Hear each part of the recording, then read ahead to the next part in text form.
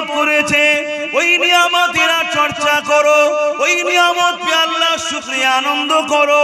আম্মা জান আমিনা বলতে লেগেছে, আমার দুনিয়া জমিনে কোন নারী যখন সন্তান জন্ম দেয়, ওই সন্তান নিয়ে মা বলে আমার একটা কন্যা সন্তান হয়েছে বা আমার একটা পুত্র সন্তান হয়েছে, কিন্তু আম্মা আমিনা বলে আমি একটা নূর জন্ম দিয়েছি, অর্থাৎ আমার গর্ভ থেকে একটা নূর এসেছে। নূরের ওয়েট বোঝা যায়? নূর মানে জ্যোতি, আলো, ওয়েট বোঝা যায়?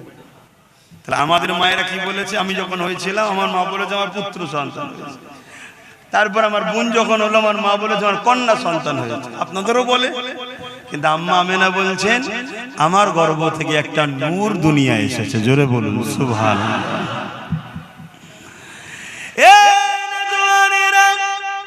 আল্লাহ নবী দাদা জান হযরত আব্দুল মুত্তালিব এমন করে তিনি যখন বাজারে যান, লোকের মধ্যে একটা আলোচনা হতে লেগেছে, আব্দুল মুত্তালিবের পুত্রবধূ আমেনা একটা খুশবু ব্যবহার করে, যে খুশবুটা মক্কার কোনো জায়গাতে পাওয়া যায় বলে জানা নাই।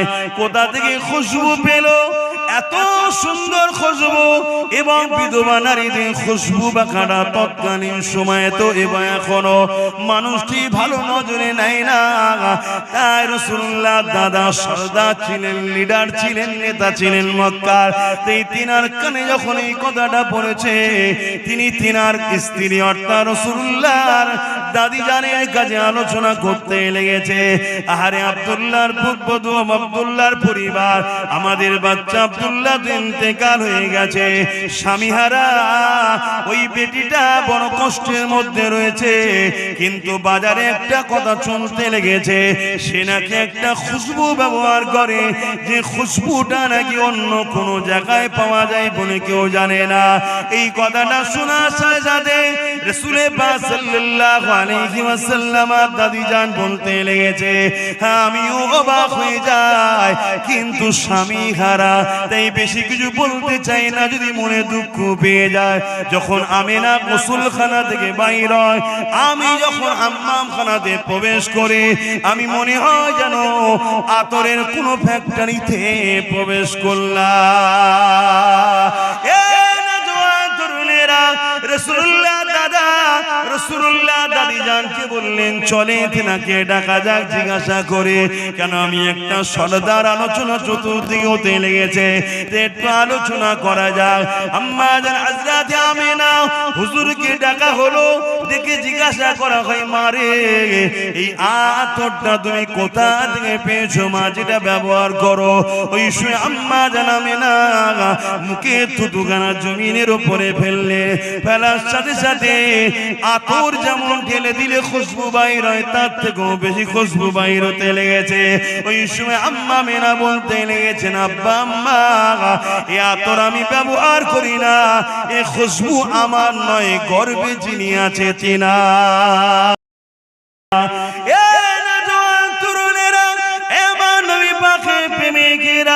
হযরত আবু বকর সিদ্দিক আমার নবী পাকের যিনি প্রথম খলিফা ছিলেন, তিনি বলতে লেগেছেন, অকল আবু বকর সিদ্দিক মান আনফাকা দিরহামান আলা কিরাতি মাউলুদুন নবী সাল্লাল্লাহু আলাইহি ওয়াসাল্লাম কানা রাফিকি ফিল জান্নাহ।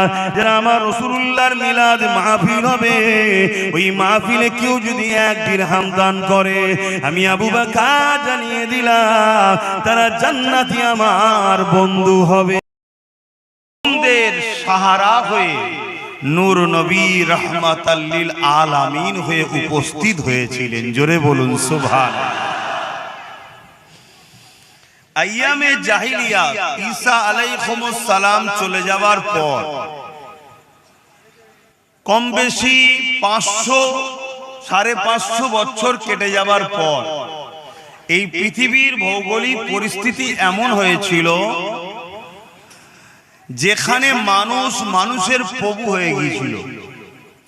ক্ষমতাশালী ইরান ছিল, পারস্য ছিল, রোম ছিল, এই পৃথিবীর ক্ষমতাশালী শাসকরা তারা কৃতদাস প্রথা চালু করেছিল, অর্থাৎ প্রজাদের উপাসনা করতে হবে শাসককে, শাসকের কথাই শেষ কথা, এবং নারী হলে কন্যা সন্তান হলে জন্তু জন্তু পুঁতে দিত।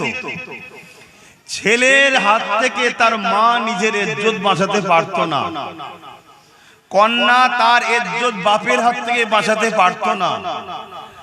গরিবের ঘরে যদি কেউ জন্ম নিত তার গলাতে শিকল দিয়ে কোমরে বেড়ি দিয়ে বাজারে নিলামে আলু পটলের মতো বিক্রি হতো। খুন তো আম হয়ে গিয়েছিল, ধর্ষণ ফ্যাশন হয়েছিল। এক কথাই অসভ্যতা, বর্বরতা, জাহিলিয়াতের অন্ধকারে পৃথিবী ধ্বংসের দিকে। এই ধ্বংস পৃথিবীকে এবং মনুষ্যত্ব যে ধ্বংস হয়ে গিয়েছিল, জাহিলিয়াতপনা যে শুরু হয়ে গিয়েছিল, এই পৃথিবীতে মানুষ জুলুমের শিকলে আবদ্ধ হয়ে প্রতিটা মানুষ চিৎকার দিচ্ছে, বাঁচবো কি করে, বাঁচবো কি করে, কেউ তো আসুক আমাদেরকে সাহারা দিতে। ঠিক ঠিক এই মাসে আজ থেকে কিছু কম বেশি 1450 বছর বেশি, 570 খ্রিস্টাব্দে 12 রবিউল আউয়াল সোমবার শবে সাদেকের সময় প্রত্যেকটা মজলুম, প্রত্যেকটা অসহায়কে বাঁচাবার জন্য তাদের আপন সাহারা রাহমাতাল লিল আলামিন এসেছিলেন। জোরে বলুন সুবহানাল্লাহ। আমার নবী আসাতে কুল কায়নাতের সমস্ত মখলুক খুশি বানিয়েছিলেন, শুধু ইবলিস শয়তান বেজার হয়েছিল। এতদিনের আমার পরিশ্রম, এতদিনের আমার কষ্ট, এতদিন চেষ্টা করে জাহান্নামের খদ্দের তৈরি করলাম, আমেনার লাল আসছে, যার চেহারা দেখলেই মানুষ পরিবর্তন হয়ে যাবে। জোরে বলুন সুবহানাল্লাহ। তো সেই নবীর আগমনে আমরা এতগুলো মানুষ আওয়াজ দিয়ে বলবো, আমার নবী যে এসেছিলেন, আল্লাহ যে আমাদের জন্য রহমাতাল লিল আলামিনকে নেতা হিসাবে, রাসূল হিসাবে, পথ প্রদর্শক, পয়গম্বর হিসাবে আমাদের জন্য যে আল্লাহ পাঠিয়েছেন, এতে আমরা খুশি না বেজার? এই খুশিটাকে আরবিতে বলা হয় ঈদ। অর্থাৎ নবী আসাতে আমরা খুশি। এবারে প্রতি বছরই আমরা খুশি উদযাপন করি। কেন? বাপ আদম আলাইহিস সালাম একবার জন্ম হয়েছিল শুক্রবারে, একবারই সৃষ্টি হয়েছে শুক্রবার, অথচ প্রতি জুম্মাকে আল্লাহ ঈদের দিন করেছে। কেন? বাপ আদমের সৃষ্টি দিন বলে। জোরে বলুন সুবহানাল্লাহ। আমার নবী দুনিয়ায় এসেছেন একটা দিনেই, একবারই, কিন্তু সবে কিয়ামত পর্যন্ত যতবার আমরা রবিউল আউয়াল পাবো, মাস পাবো, আমরা এই খুশির চর্চা, আনন্দর চর্চা করতেই থাকবো। জোরে বলুন সুবহানাল্লাহ। কেন? আল্লাহ বলছেন তোমরা আমার নিয়ামতের প্রচার করো। আমার নিয়ামতের কি করো? প্রচার করো। আপনারা বুকে হাত দিয়ে বলুন, মাদ্রাসার চৌকাঠে না গেলেও জলসার তো অভাব নেই। আল্লাহ কারে জলসা তো অনেক শুনেছেন আলেমদের। বিবেককে বলুন, সাধারণ জ্ঞানে বলুন, আল্লাহ পাকের সবথেকে বড় নিয়ামত কি আমার নবী নয়? একটু হ্যাঁ কি না বলুন। আমার নবীর থেকে বড় আল্লাহর কোন নিয়ামত আছে? আমার নবী পাক যদি না হতেন, আল্লাহ পাক আমাদের কাছে কোরআন কেউ পাঠাতেন না, আমরা কোরআনও পেতাম না। আমার নবী পাক যদি না হতেন, তেনাকে যদি না বানাতেন, ফেরেশতা হতো না, আরশ হতো না, জান্নাত হতো না, কুল কায়নাত কিছুই বানাতেন না। তাহলে আল্লাহর সবথেকে বড় নিয়ামত বলুন, আমাদের সকলের নেতা, সকলের নবী, সকলের রাসূল, কুল জাহানের রহমাতাল লিল আলামিন, দোনো জাহানের বাদশা। আল্লাহ বলছেন আমার নিয়ামত পেয়ে তার চর্চা করো, আলোচনা করো। তো নবী পেয়ে নবীর আলোচনার দরকার আছে না? না। নামাজ বড় নিয়ামত, চর্চা হবে। রোজা নিয়ামত, চর্চা হবে। হজ নিয়ামত, চর্চা হবে। সবটাই হবে, কিন্তু সব নিয়ামত পেয়েছি জিনার ওসিলায়, তিনার চর্চা সব থেকে বেশি হবে। এটাই হলো আশিক, এটাই হলো ঈমানদারদের বৈশিষ্ট্য। জোরে বলুন সুবহানাল্লাহ। তাই আমি প্রথমেই বলে দিলাম, আমি নবীর কথা বলবো, যার শুনতে ইচ্ছা লাগবে বসবে, আর না হয় ফালতু ইন্তজার করে লাভ নেই। খুব ভালো করে বুঝুন, আল্লাহ কোরআনের মধ্যে বলছেন, কুল বিফাদলিল্লাহি ওয়া বিরহমাতিহি ফাবিযালিকা ফালইফরাহু। বড় কাফ লাম কুল, এটা আরবি কথা, যার বাংলা মানে হলো বলো বা বলেন। হুজুরের বেলায় বলেন হবে, বলেন। আল্লাহ আমার নবীকে বলছে, হাবিব আপনি বলেন, বিফাদলিল্লাহি ওয়া বিরহমাতিহি, আমার রহমত ও ফজল যারা পেয়েছে, ফাবিযালিকা ফালইফরাহু, তারা যেন খুব আনন্দ করে, খুব আনন্দ করে। জোরে বলুন সুবহানাল্লাহ। বলুন, আমার নবীর থেকে বড় আল্লাহর পাঠানো কোনো ফজল, কোনো নিয়ামত আছে? আমার নবীর থেকে বড় আল্লাহর পাঠানো কোনো রহমত আছে? যাকে আল্লাহ সূরা আম্বিয়ার মধ্যে বলছেন, ওয়ামা আরসালনাকা ইল্লা রাহমাতাল লিল আলামিন, জান আমি আপনাকে তামাম আলমের জন্য রহমত বানিয়েছি, করে পাঠাচ্ছি। জোরে বলুন সুবহানাল্লাহ। তাহলে আল্লাহ একদিকে বলছে আমার রহমত ও নিয়ামত ফজল পেয়ে খুব খুশি বানাও, কিন্তু মনে রাখতে হবে খুশিটাও শরীয়তের মধ্যে। বড় বড় ডিজে বক্স লাগিয়ে বিনা উজুতে নামাজ কাজা করে আর গালে গুটকা খেয়ে হই হই করাটা কি ইসলামে এই খুশি জায়েজ আছে? তাহলে ওটা বাড়াবাড়ি, এর জন্য তারা দোষী।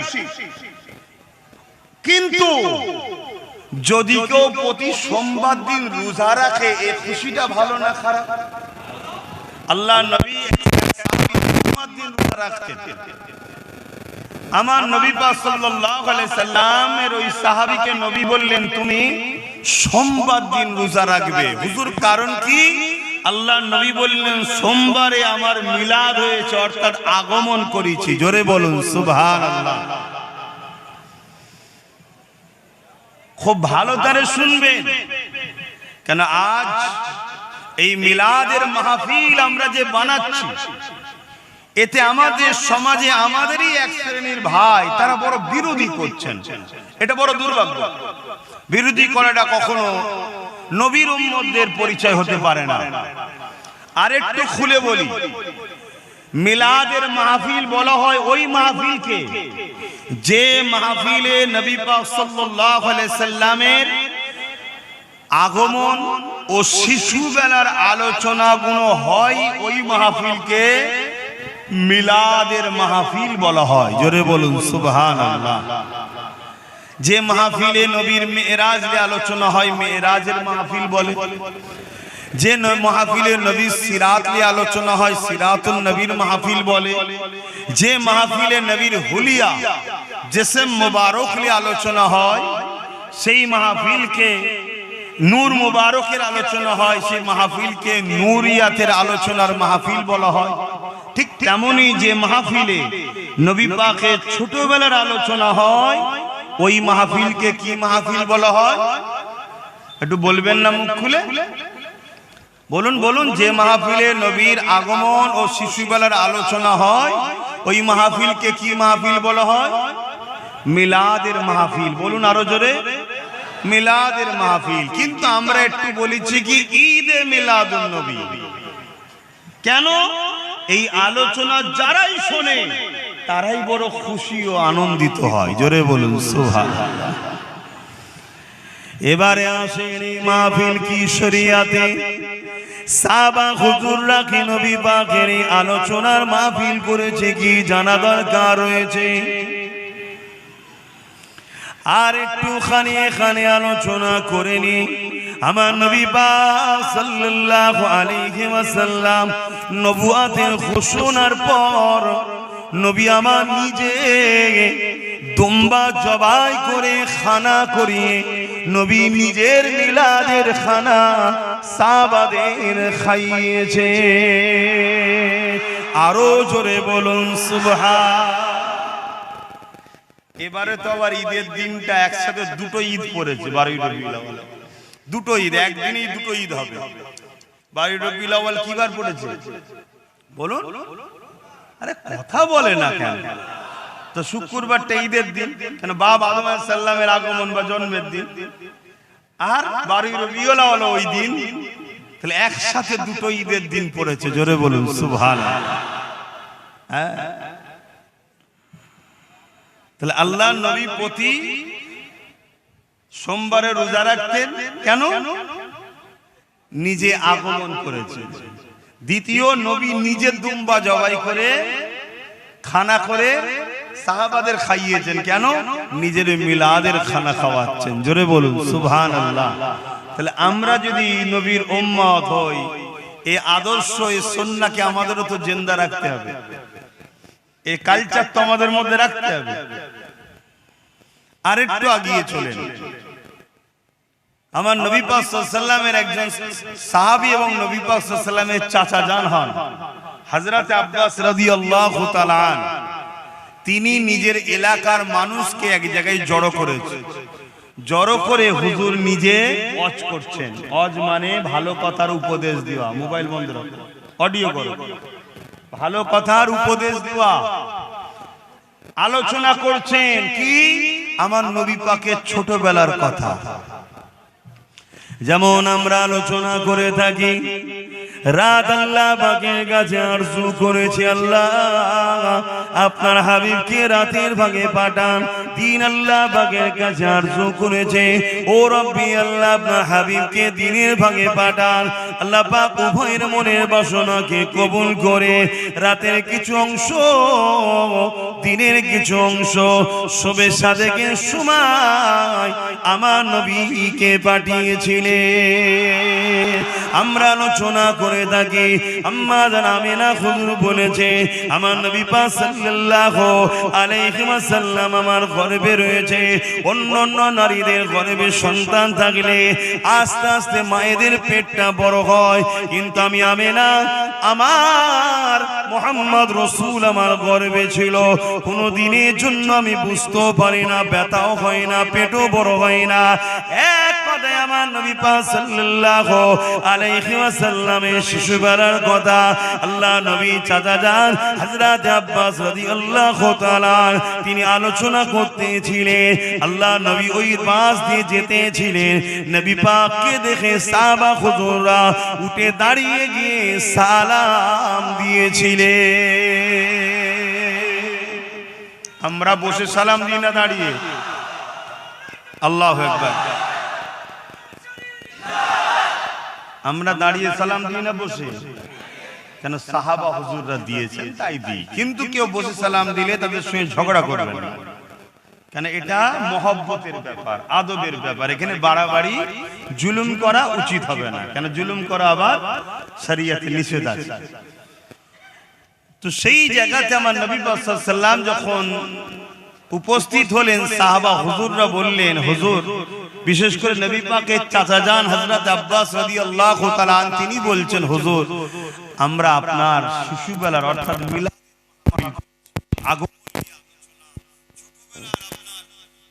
আলোচনা আমি করছি, এলাকার মানুষকে শোনাচ্ছি। তাহলে আজও পৃথিবীর বুকে কোন উলামা, কোন ব্যক্তি যদি নবীর ছোটবেলার আলোচনা মানুষকে শোনায়, এটা নবীর চাচা যান হযরত আব্বাস হুজুরের সুন্নতের সওয়াব হবে। জোরে বলুন সুবহানাল্লাহ। আপনাদের মহান ছোট নয়। তো সেই জায়গাতে নবী পাক সাল্লাল্লাহু আলাইহি সাল্লামকে সাহাবা হুজুররা বললেন, মন দিয়ে শোনো যুবকরা, বড় খুশনসিব তো সে হয় যে হুজুরের মিলাদে জায়গা পায়। অত সহজ নয়, অত সহজ নয়। এটা দুনিয়ার কোন শাহিনশাহ বাদশার আলোচনা নয়। আরে কত সাইন্সা এসেছে, কত সাইন্সা চলে গেছে, মানুষ ভুলে গেছে। কিন্তু আমার নবী দুনিয়াবি জিন্দেগিতে আসার আগে থেকেও যুগে যুগে আদম নবী থেকে শুরু করে মুসা নবী থেকে শুরু করে ঈসা নবী থেকে শুরু করে আমার নবীর কিন্তু চর্চা আলোচনা এমন কোন দুনিয়া ছিল না যেখানে হয়নি। জোরে বলুন সুবহানাল্লাহ। এবং সবে কিয়ামত পর্যন্ত আমার নবীর চর্চা হতেই থাকবে। জোরে বলুন সুবহানাল্লাহ। আরে আমার নবী তো অনেক উঁচু ব্যাপার। সবে কিয়ামত পর্যন্ত যারাই নবীর গোলাম হবে তাদেরও আলোচনা চলতেই। যেমন বড় পীর আব্দুল কাদের জিলানীর আলোচনা হয়, যেমন গৌস পাকের আলোচনা হয়, যেমন ফুরফুরার আবু বকর 100 বছর কম বেশি হয়ে গেল চলে গেছে, আজও আলোচনা।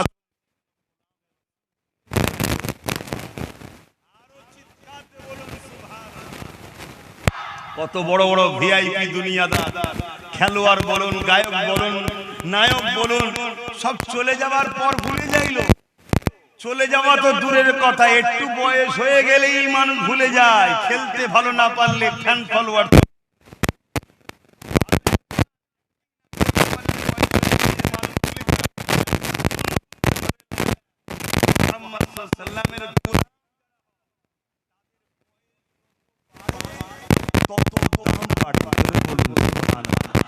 ফুরফুরা শরীফে যান, যে দেখুন বা অন্য জায়গায় যেখানে আছে যে দেখুন, যত মুরব্বী হয় তার গুরুত্ব বেশি বাড়ে। তাই তো নাকি গো? কেন এই জায়গার সিস্টেমটা আলাদা। আমি আপনাদেরকে জন্যই বললাম যে আজকে যতগুলো যুবক এসেছো, এটা বড় খুশনসিব যে তোমরা মিলাদের আলোচনাতে আপনাদেরকে এনেছে। এটা তোমাদের নয়। আল্লাহ নবীর মাহফিলে আসার জন্য নবী পাককে চাচা অনুরোধ করলেন, ইয়া রাসূলুল্লাহ হাবিবাল্লাহ, হুজুর আপনি আমাদের মাহফিলে একটু এসে হাজির দিন। আল্লাহ নবী বলেছিলেন আমি অবশ্যই আসব। কেন? আমি রাসূলুল্লাহ যা দেখি তোমরা তা দেখতে পাও না। এখানে একটা জিনিস শুধু ধরিয়ে দিচ্ছি, সাহাবাদের ঘরে নবী বলছেন আমি যা দেখি তোমরা তা দেখতে পাও না। তাহলে সাহাবারা কি আমার নবীর মতো?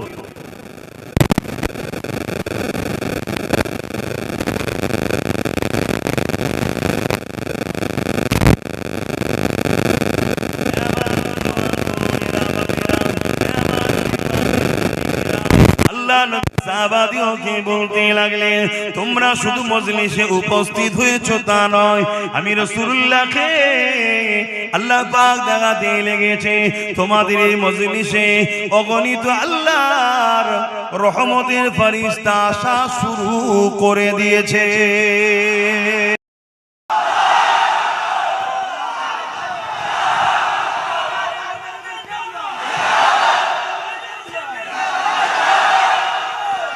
আল্লাহু আকবার। জিনিসটাকে আমাদের বড় ছোট মনে হলো, কিন্তু এর গুরুত্ব অনেক বেশি। কেন? ব্যক্তিটাকে খুব ভালো করে বোঝেন। এখন কোন বাড়িতে এই যে বাড়ি রবিউল আউয়াল গ্রামে বড় করে হয়, আলহামদুলিল্লাহ ভালো কথা, মসজিদে হয় ভালো কথা। আমার তো মনে হয় প্রতিটা বাড়িতে বাড়িওয়ালারা যদি চায় রহমতের ফেরেশতা আসুক আজকে আমার বাড়ি, প্রতিটা বাড়িতে বাড়িওয়ালা তার মাকে নিয়ে, বাপকে নিয়ে, ভাইকে নিয়ে, বোনেদের নিয়ে, পরিবার নিয়ে, বাচ্চা নিয়ে, অর্থাৎ ওই পরিবারে যতজন সদস্য আছে যে যার ঘরের মধ্যে সুন্দর করে সাজিয়ে আতর গোলাপ ছড়িয়ে কিছু তাবারুক কিনে, সেটা মিষ্টি হতে পারে যার যেটা পছন্দ, কি ওই দিন স্পেশাল করে একটা বিরিয়ানিও রান্না করলেন, খাবেন আপনি নিয়তের জন্য, তাবারুক হবে, নেকিও হবে। জোরে বলুন সুবহানাল্লাহ। হ্যাঁ, আমি যে কথাগুলো বলছি কিন্তু দায়িত্ব নিয়ে পাওয়ারের সাথে বলছি। ওই 2-3 জন মেহমানকে নিয়ে, মুরিদকে নিয়ে ঘরের মধ্যে ঢুকে কথা বলছি না, মাইকে কথা বলছি। কথা শুনছেন তো নাকি? হ্যাঁ, আমি বড় পাওয়ারের সাথে বলছি। খুব ভালো করে বোঝেন, যদি ধৈর্য থাকে তাহলে বুঝায়। তাহলে প্রতিটা বাড়িতে হওয়া দরকার।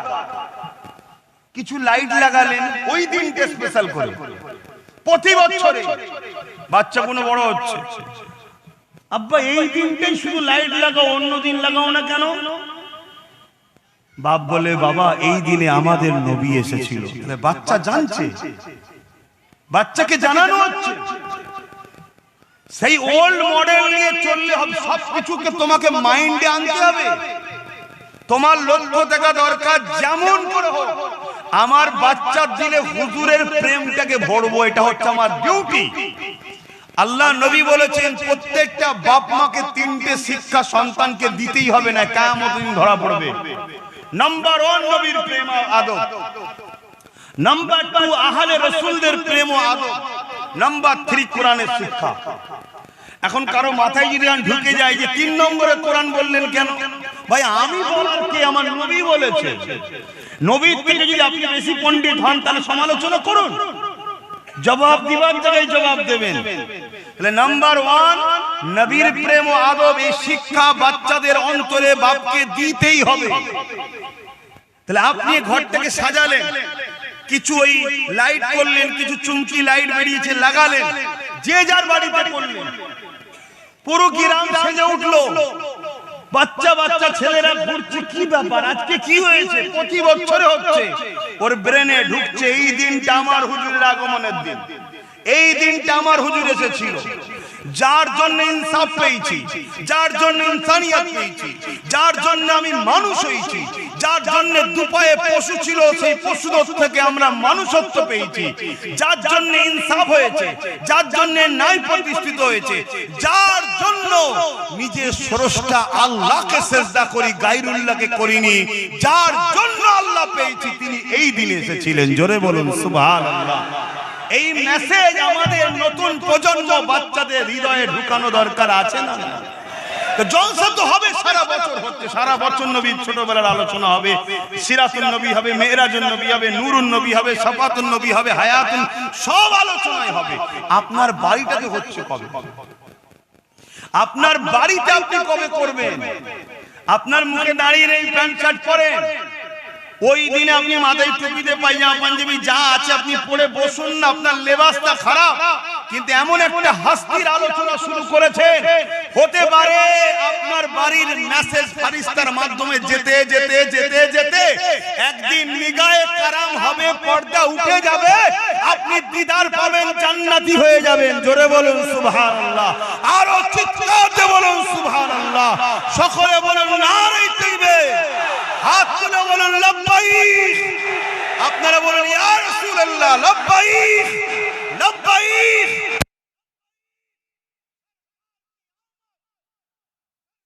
কিয়ামত হুজুর কি আমত, কিয়ামত।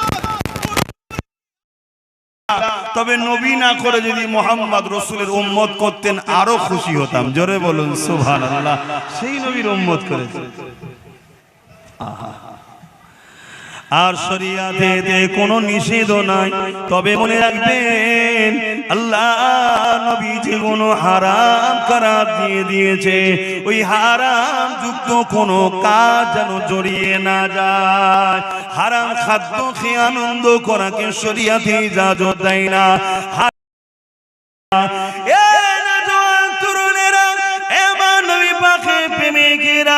হযরত আবু বকর সিদ্দিক আমার নবী পাকের যিনি প্রথম খলিফা ছিলেন, তিনি বলতে লেগেছেন ওয়াকাল আবু বকর সিদ্দিক মান আনফাকা দিরহামান আলা কিরাতি মাউলুদুন নবী সাল্লাল্লাহু আলাইহি ওয়াসাল্লাম কানা রফিকি ফিল জান্নাহ।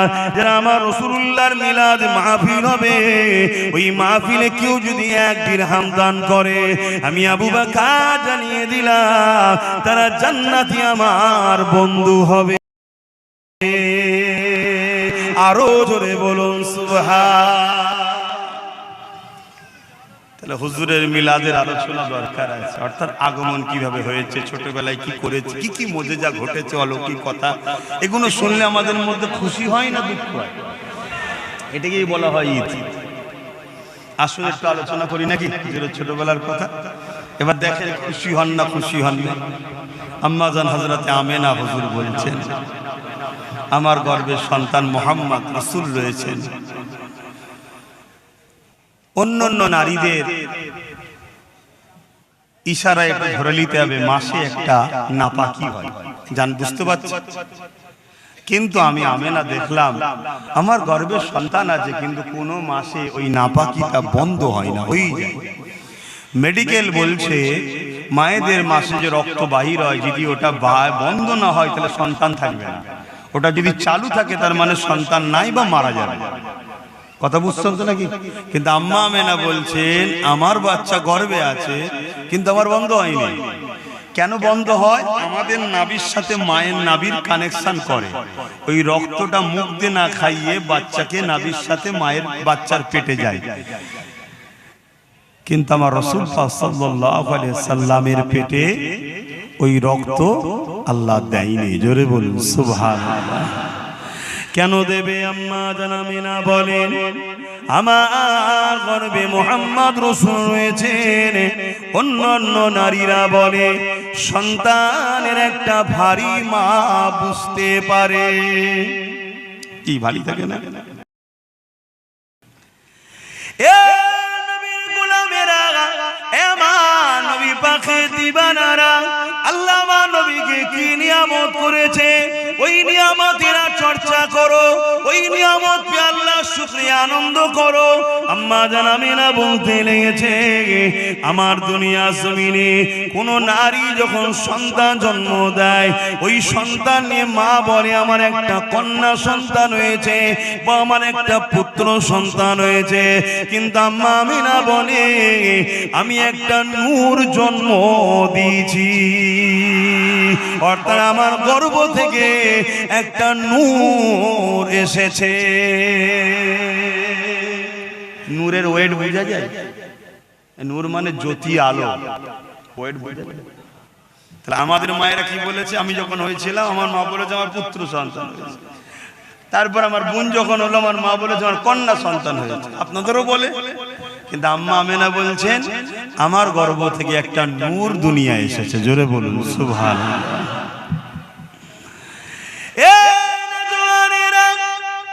আল্লাহ নবী দাদা হযরত আব্দুল মুত্তালিব আমল করে তিনি যখন বাজারে যান লোকের মধ্যে একটা আলোচনা হতে লেগেছে আব্দুল মুত্তালিবের পুত্রবধূ আমেনা একটা খুশবু ব্যবহার করে, যে খুশবুটা মক্কার কোনো জায়গাতে পাওয়া যায় বলে জানা নাই। কোথা থেকে খুশবু পেল? এত সুন্দর খুশবু এবং বিধবা নারীদের খুশবু বাঁকাটা তৎকালীন সময়ে তো এবং এখনো মানুষটি ভালো নজরে নেয় না। তাই রাসূলুল্লাহ দাদা সরদার ছিলেন, লিডার ছিলেন, নেতা ছিলেন মক্কার। তাই তিনার কানে যখন এই কথাটা পড়েছে তিনি তিনার স্ত্রী অর্থাৎ রাসূলুল্লাহর দাদি জানের কাছে আলোচনা করতে লেগেছে। আহারে আব্দুল্লাহর পুত্রবধূ, আব্দুল্লাহর পরিবার, আমাদের বাচ্চা আব্দুল্লাহ ইন্তেকাল হয়ে গেছে, স্বামীহারা ওই বেটিটা বড় কষ্টের মধ্যে রয়েছে। কিন্তু বাজারে একটা কথা চলতে লেগেছে সে নাকি একটা খুশবু ব্যবহার করে, যে খুশবুটা নাকি অন্য কোনো জায়গায় পাওয়া যায় বলে কেউ জানে না। এই কথাটা শোনার সাথে সাথে রাসূল পাক সাল্লাল্লাহু আলাইহি ওয়াসাল্লাম দাদি জান বলতে লেগেছে আমিও অবাক হয়ে যাই, কিন্তু স্বামী হারা তাই বেশি কিছু বলতে চাই না, যদি মনে দুঃখ পেয়ে যায়। যখন আমেনা গোসলখানা থেকে বাইর হয়, আমি যখন হাম্মামখানাতে প্রবেশ করে আমি মনে হয় যেন আতরের কোনো ফ্যাক্টরিতে প্রবেশ করলাম। রাসূলুল্লাহ দাদা রাসূলুল্লাহ দাদি জানকে বললেন চলে তিনাকে ডাকা যাক জিজ্ঞাসা করে, কেন আমি একটা সরদার আলোচনা চতুর্দিকে হতে লেগেছে, একটু আলোচনা করা যাক। আম্মা জান হযরত আমিনা হুজুরকে ডাকা হলো, দেখে জিজ্ঞাসা করা হয় মারে এই আতরটা তুমি কোথা থেকে পেয়েছো মা, যেটা ব্যবহার করো? ওই সময় আম্মা জান আমিনা মুখে থুতুখানা জমিনের উপরে ফেললে, ফেলার সাথে সাথে আতর যেমন ঢেলে দিলে খুশবু বাইর হয় তার থেকেও বেশি খুশবু বাইর হতে লেগেছে। ওই সময় আম্মা আমিনা বলতে লেগেছেন আব্বা আম্মা এই আতর আমি ব্যবহার করি না, এই খুশবু আমার নয়, গর্ভে যিনি আছে তিনা। আরো জোরে বলুন সুবহানাল্লাহ।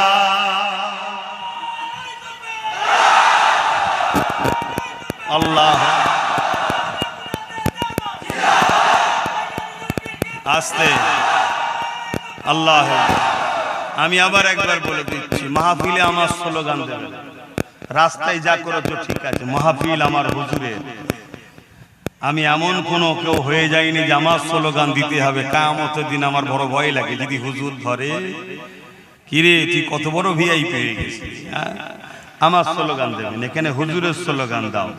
আর অবশ্যই হুজুরের উপযুক্ত আওলাদ, নবী বংশের উজ্জ্বল নক্ষত্র হযরতে মুজাদ্দিদুজ জামান সৈয়দনা আবু বকর সিদ্দিক দাদা হুজুরের তাকবীরটাও দেবে।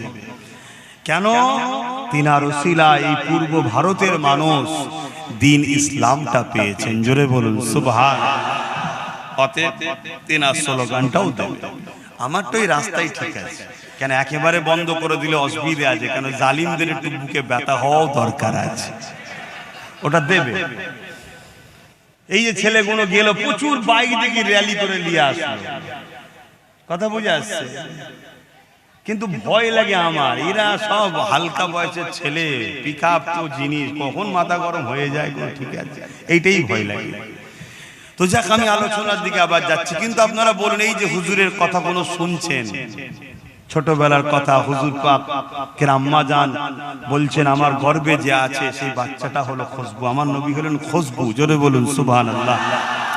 এই কথাগুলো শুনে বুকে হাত দিয়ে বলুন, যারা আমার নবীর উম্মত, আমাদের খুশি হওয়া হচ্ছে না? হচ্ছে না, এটা স্বাভাবিক, স্বাভাবিক।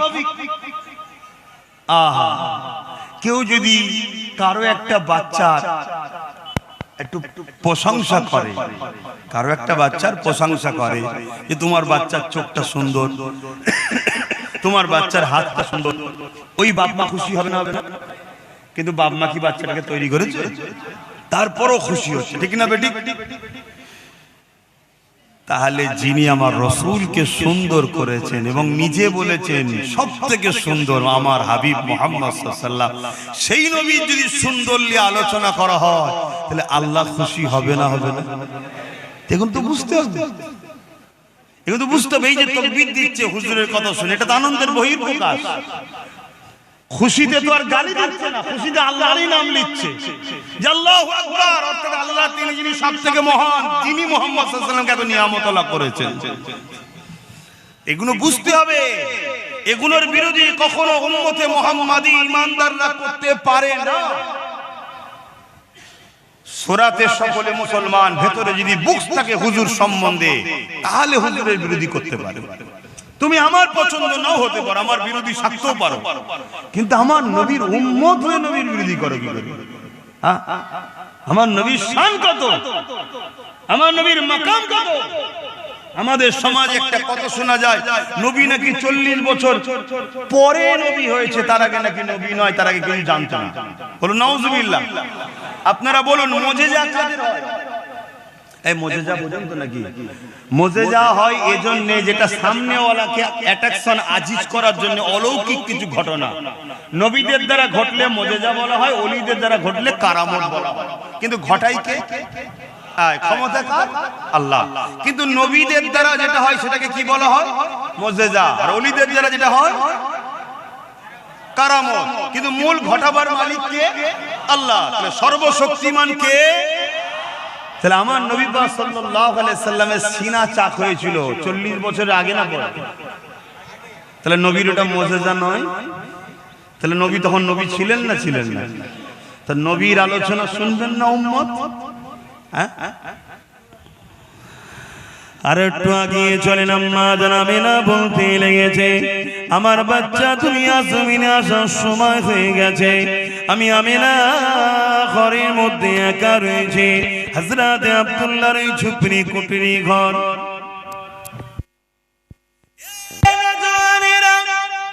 আম্মা জানাবেনা বলতে লেগেছে, আমার মনের মধ্যে বাসনা হলো নারীদের সন্তান হবার সময় অন্য নারীদের সহযোগিতার প্রয়োজন হয়। আমি আমিনা একা রয়েছি, যদি অন্য কোন নারী সহযোগিতা পেতাম আমার জন্য বড় উপকার হতো। ঠিক এমনই যেই ভাবতে লাগলাম, সঙ্গে সঙ্গে দেখলাম আব্দুল্লাহর ঘর, আমার এই ঘুগনি ঘরটা আলোয় আলোকিত হয়ে গেছে, সুন্দরী সুন্দরী রমণী চলে এসেছে। আমি আমেনা জানতে চাইলাম আপনারা কারা, কোথা থেকে আসলেন?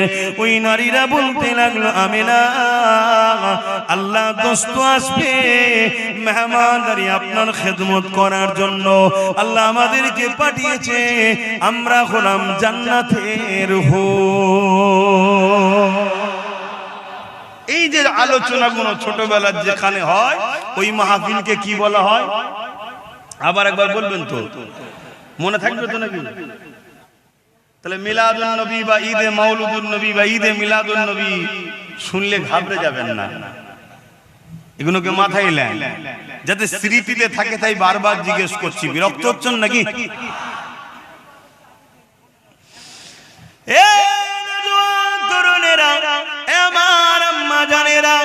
আল্লাহ নবীর আম্মা জান বলতে লেগেছে, আমি যখন কোন কুয়া ধারে যেতাম পানি উঠাবার জন্য, যখন দেখলাম ওই কুয়া ধারে গিয়ে পানিটা তোলার জন্য আগে যেতে লাগলাম, গায়েবী আমার কানে আওয়াজ আসতো, আসসালাতু আসসালামু আলাইকা ইয়া রাসূলুল্লাহ হাবিবাল্লাহ।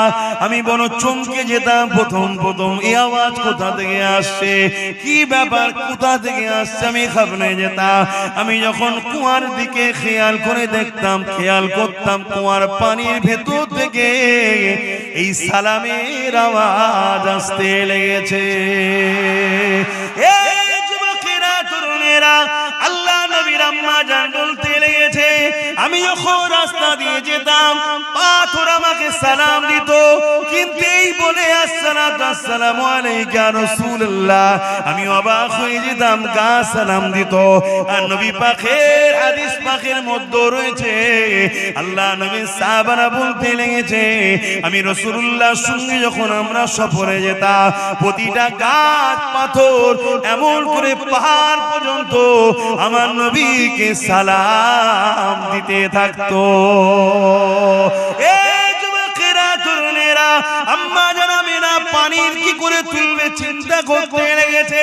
কেন দেখবেন কুয়ার পানি থেকে উপরে একটা ওয়াল ঘিরা থাকে যাতে মানুষ না পড়ে যায়, তাই চিন্তা করতে লেগেছে আমার মুহাম্মদ পেটে রয়েছে, যদি চাপ লেগে বাচ্চা কষ্ট পায় পানির রশি ধরে তুলতে হবে, এই চিন্তা করতে লেগেছে। ঠিক তেমনই সময় আম্মা আমেনা বলতে লেগেছে, পানি ভূমিকম্পে যেমন ফুলতে থাকে, ওই কুয়ার পানিটা কানা পরিমাণ এসে গেল এবং আওয়াজ দিতে লেগেছে, আমেনা আসতে লাগবে না, হুকুম করলে ঘরে পৌঁছে যাব।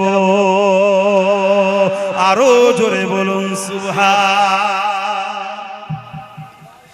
রসুলের এক গোলাম, নবীর আওলাদ, গরিবে নওয়াজ লুটা পাঠিয়েছিল, জানেন না?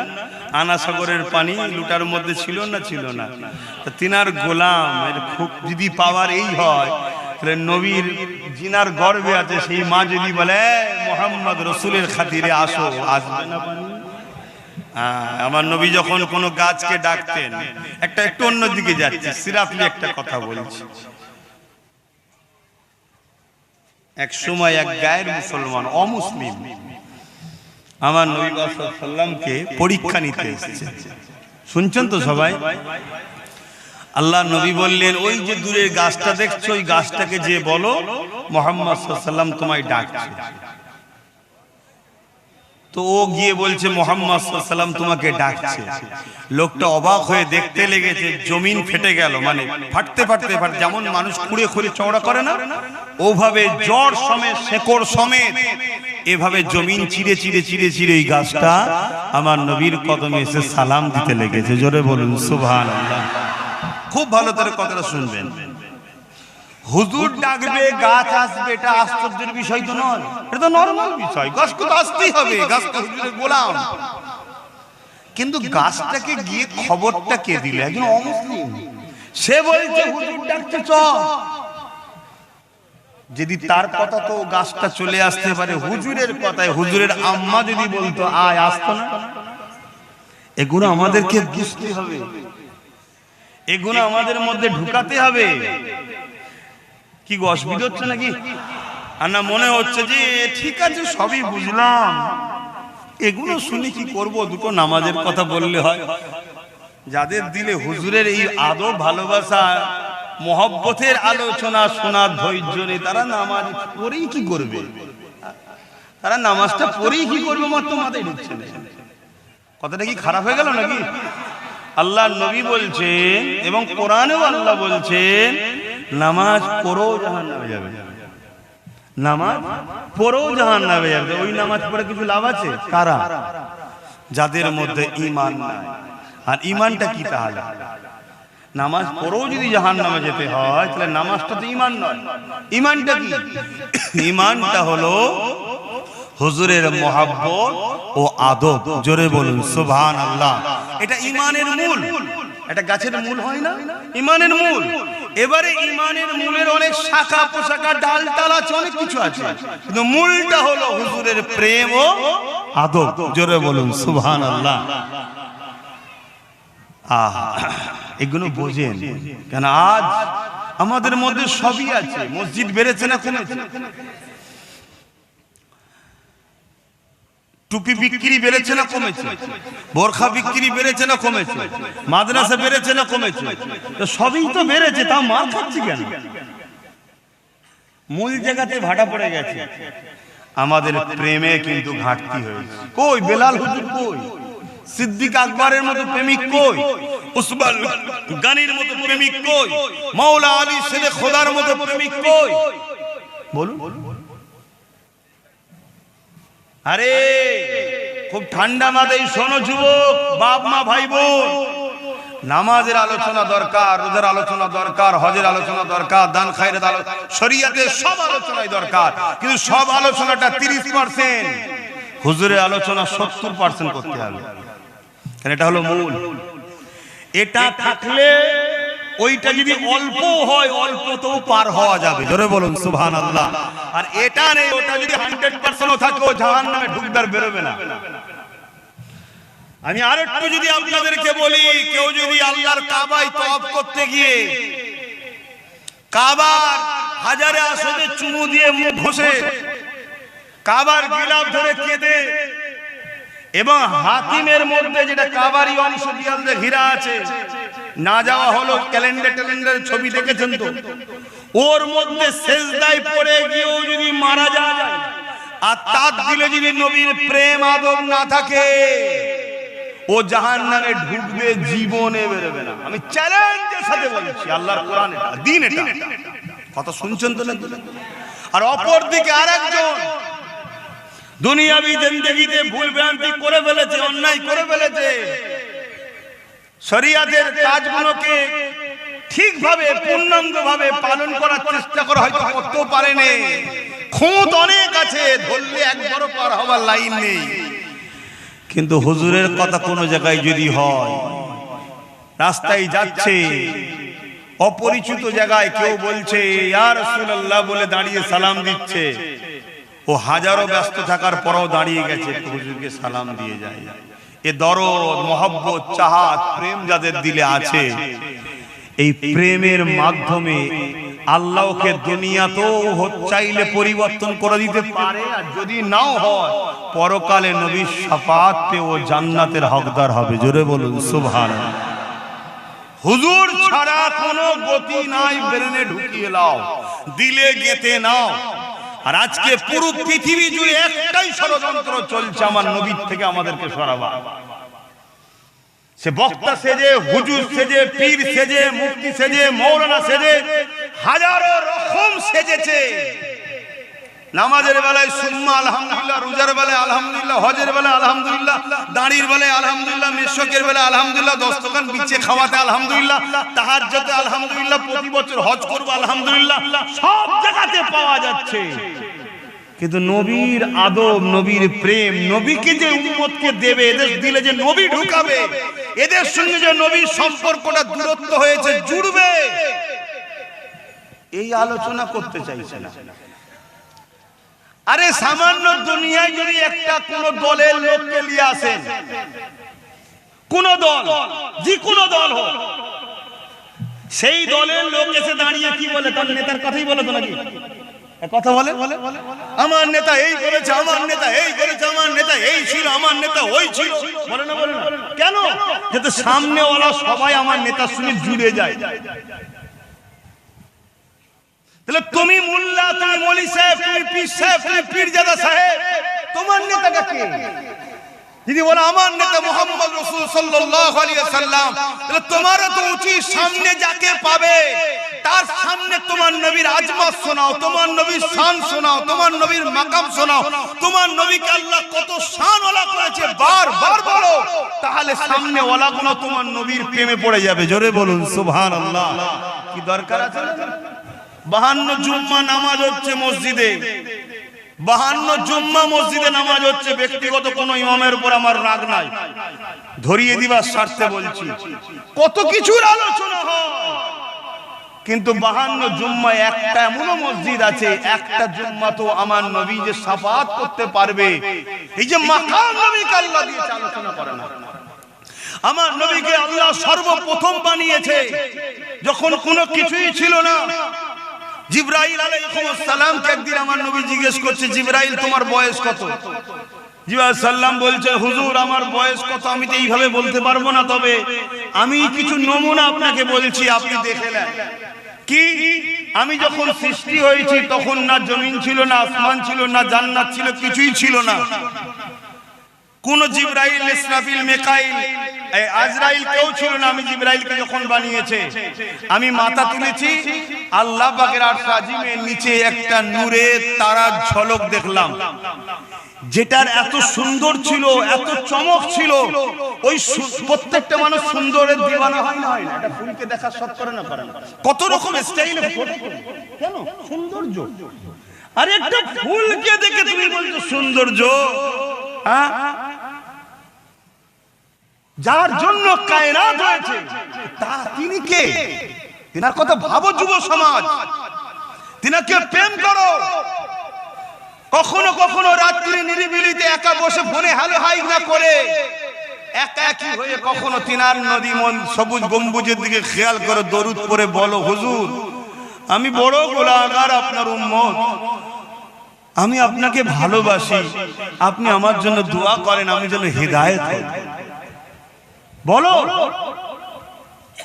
একটা দিন হতে পারে তোমার নসিব চমকে যাবে, পর্দা উঠে যাবে, সবুজ গম্বুজওয়ালাকে তুমি দেখতে পেয়ে যাবে।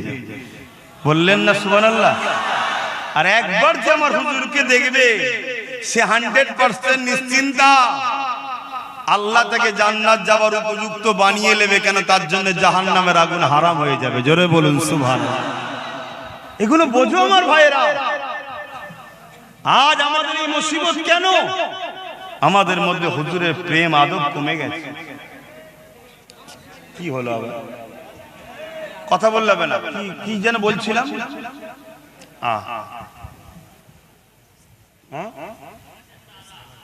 হ্যাঁ, কত বয়স একটা তারা দেখেছিলাম, এই তারার চমকে আমি এত ভালো লেগেছে, আমি দেখার ইন্তজারে রয়ে গেলাম যে কখন আবার তারাটা দেখবো, ওই জ্যোতিটা, ওই নূরটা, আলোটা দেখবো।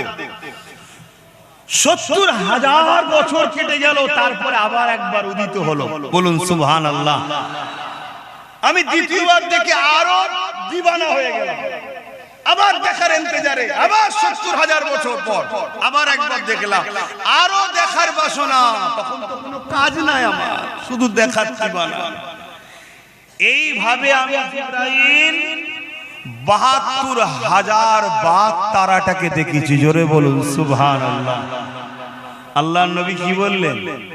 হাদিস বলছে, নবী বললেন, জিবরাইল রে, ওই তারাটা হলো তোমাদের নবী মুহাম্মদ রাসূল। জোরে বলুন সুবহানাল্লাহ। তাহলে আমার নবী কবে থেকে? এগুলো জানতে হবে না? এগুলো তো মুসল্লিদের ঘরেও জানানো দরকার। কি আমার নবীর শান মর্যাদা নিয়ে আলোচনার দরকার। মনে রাখবেন, আমার নবী পাকের কাছে একদিন বাজারে একটা ইহুদি ছেলে এসে হাজির হয়ে গেছে।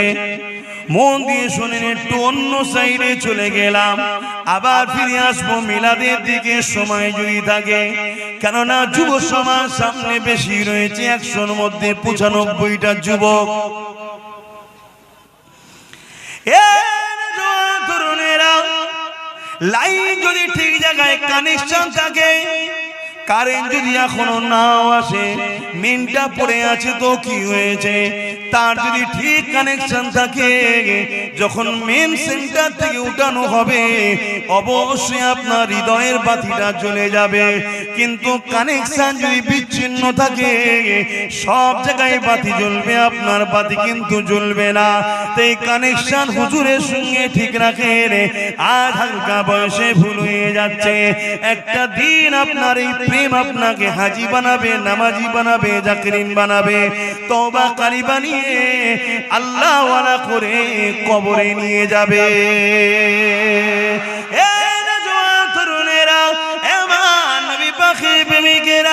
আল্লাহ নবী মদিনার বাজারে ভ্রমণ করে ঘুরতে লেগেছে।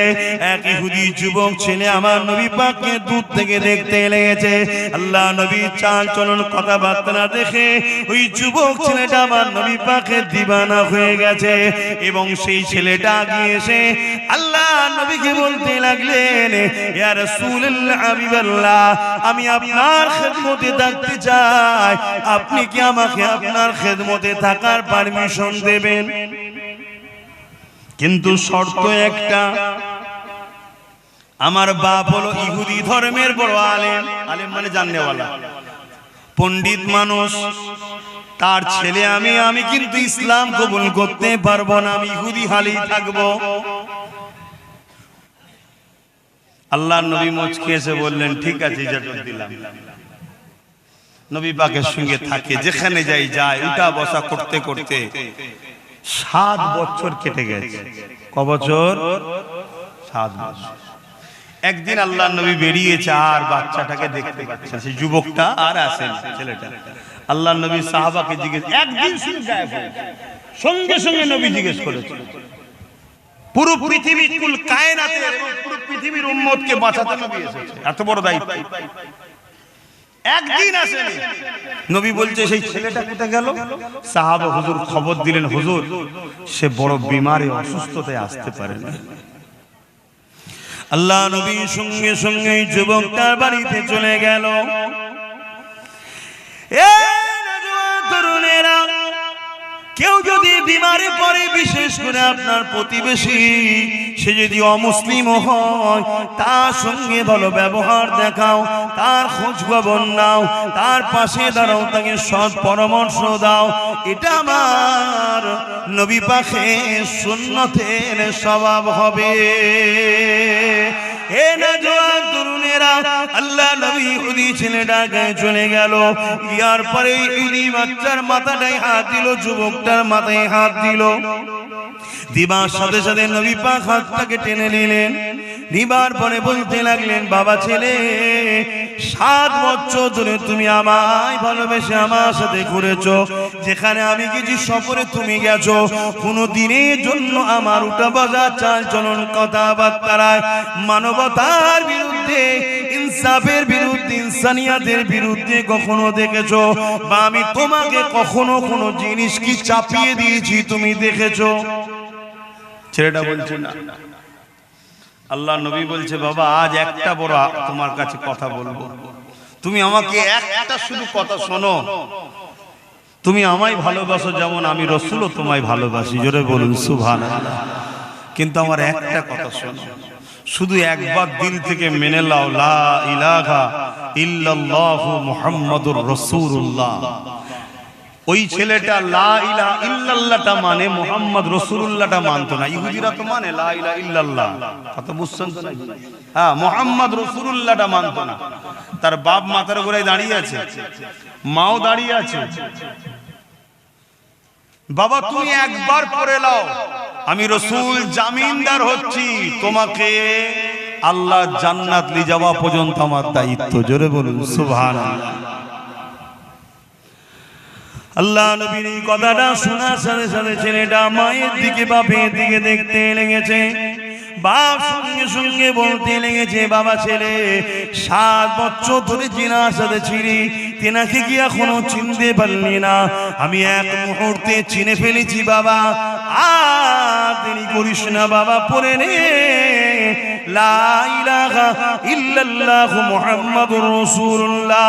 তাওরাত গাওয়া দিচ্ছে, ইনজিল গাওয়া দিচ্ছে, ইনি অবশ্যই আখেরি নবী। আমি আমার কিতাব দ্বারা প্রমাণ পেয়ে গেছি। বাবা কলেমা পড়ে নে বাবা।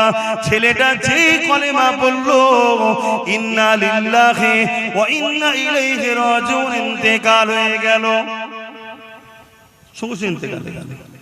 এখন বলো তো যুবক, এই ছেলেটা কি নামাজ পড়েছে, রোজা হজ করেছে, যাকাত দিয়েছে, দান খায়রাত করেছে? কোনো সময়ই তো পায়নি, শুধু কলমা পড়েছে আর সঙ্গে সঙ্গে ইন্তেকাল করেছে। এই যুবকটার এখন মর্যাদা কত? কস পাকের থেকে বড় না কম? বলো বলো বলো, সাহস করে বলো। গৌস পাক সমস্ত ওলিদের বাদশা যিনি, তিনার থেকেও বড়। আর হ্যাঁ না না বলবেন তো? খাজা হুজুরের থেকে, দাদা হুজুরের থেকে কেন? তাহলে কোন জিনিস ইনাকে এত বড় করলো? বলো বলো বলো। নামাজ 100% বলে যাচ্ছি পড়তেই হবে, কোনো গুঞ্জাইশ নাই ছেড়ে দিবা। রোজা রাখতেই হবে, হজ করতেই হবে। কিন্তু এগুলো করে তুমি যদি মনে করো আমি জান্নাতে যাব, তাহলে আমার আফসোস। এগুলো তুমি বান্দা হিসাবে তোমার ডিউটি, কর্তব্য, তোমার মালিকের হুকুম তোমার পালন করতে হবে এবং তোমার সুস্থতা কল্যাণের মধ্যে আছে। জান্নাত যেতে গেলে একটা ভিসা লাগবে। সৌদি আরবে যেতে গেলে ভিসা লাগে না? লাগে না? কেন রে বাবা? একই পৃথিবী তো, একটা বিচখানে সাগর রয়েছে মাত্র।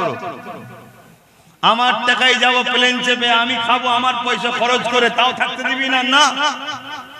এখান থেকে যদিও ছেড়ে যাই, এয়ারপোর্টে ধরবে যেই ভিসা নিয়ে অমনি রিটার্ন, ঠিক না বেটি? কেন? ভিসা নাই। তাহলে দুনিয়ার নিজাম যদি এক দেশ থেকে আরেক দেশে যেতে গেলে ভিসা লাগে, তা দুনিয়ার দেশ থেকে জান্নাতের দেশে যাবে ভিসা ছাড়া? এই ভিসাটা হলো এইখানে মুহাম্মদ রাসূলের প্রেম ও আদেব আছে কি না? না। তাই কবরের শেষ প্রশ্নটাই ভাইটাল। আমার নবীকে দেখিয়ে জিজ্ঞেস করা হবে, ইনার সম্বন্ধে তোর আকীদা কি ছিল বল।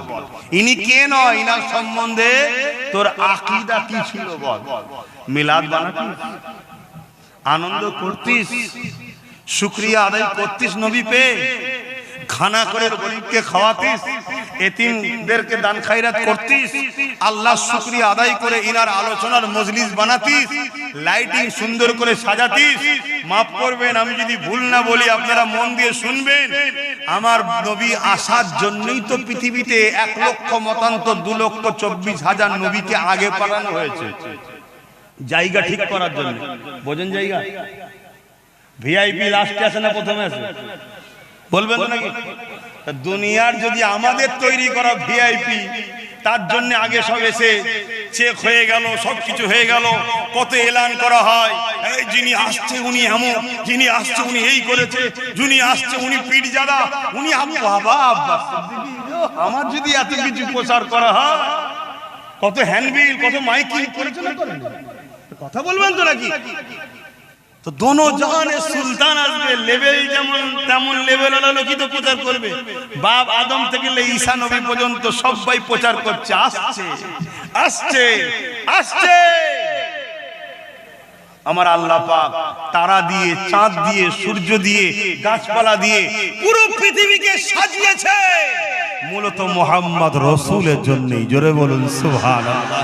তাহলে সেই আল্লাহর দেখানো পন্থায় আমরা উম্মত হিসাবে সেই আল্লাহর বন্ধুকে পেয়ে, নিয়ামতকে পেয়ে, কেন আমরা একটু সুন্দর করে সাজিয়ে নবীর আগমনের মাসে নবীর আলোচনা করলাম? একটু ভাবতে হবে। টাকা কত জায়গায় বেরিয়ে চলে যাচ্ছে, ফতোয়া হয় না কি? হ্যাঁ, বেটার বিয়েতে, বেটির বিয়েতে, বাপ রে বাপ, লাইটিং করে আর করে গরু জবাই করে 4 দিন 5 দিন ধরে খানা খাওয়াচ্ছে। ওরে বাপ রে বাপ, কত খরচ। কোন জায়গায় ফতোয়া হয় না, শুধু ফতোয়া হুজুরের আগমনের আলোচনাতে হয় না। তাহলে তো বুঝতে হবে এগুলো। যাক, নামাজ আছে তো ভাই, নামাজ আছে। তাহলে নামাজ যখন এসে গেছে, নামাজ নিয়ে একটা কথা বলি, একটু মন দিয়ে শোনেন। নামাজে আমরা দাঁড়াই, কিভাবে দাঁড়াই? জায়গা পাক হতে হবে। কিবলামুখী হতে হবে, তাই তো না? নিয়ত করতে হবে, তাহরিমা বানতে হবে, সূরা ফাতিহা পড়তে হবে, সূরা মিলাতে হবে, রুকুতে যেতে হবে।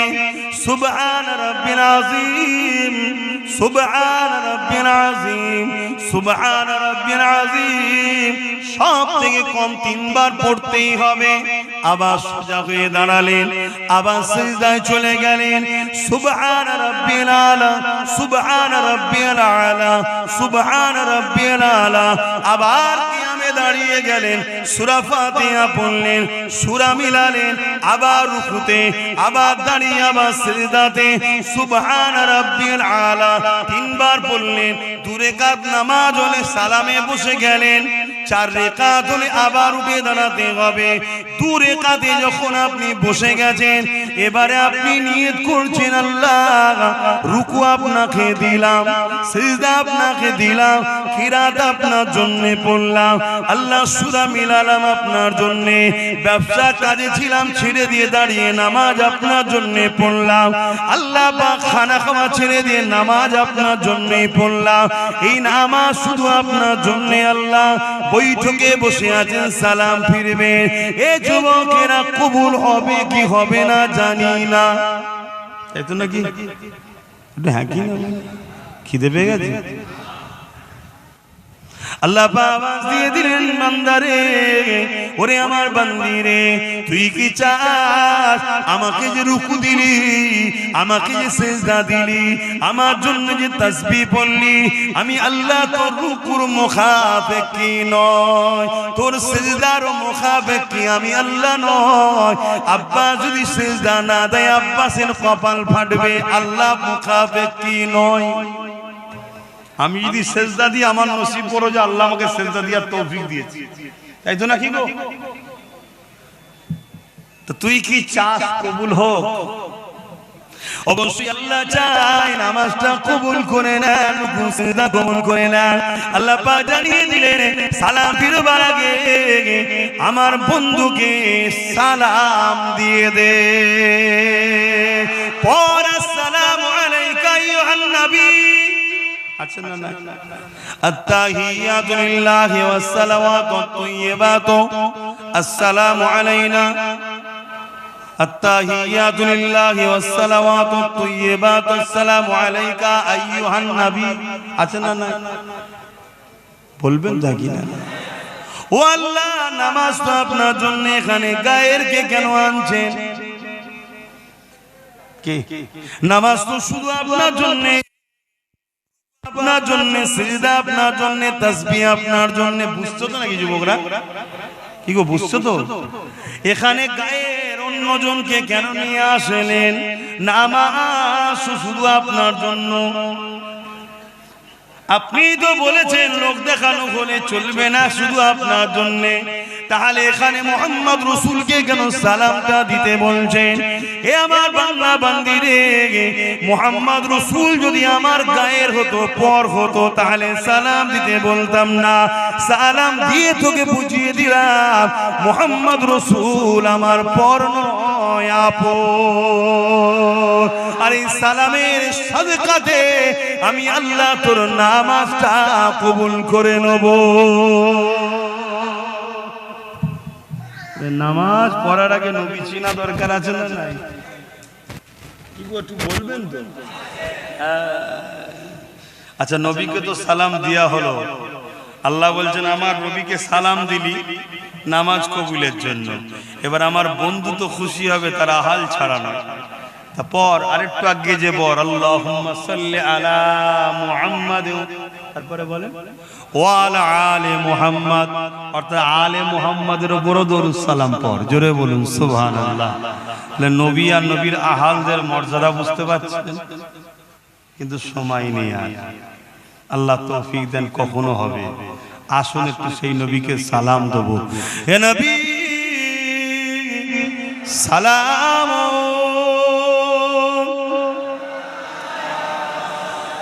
ইয়া রাসূল,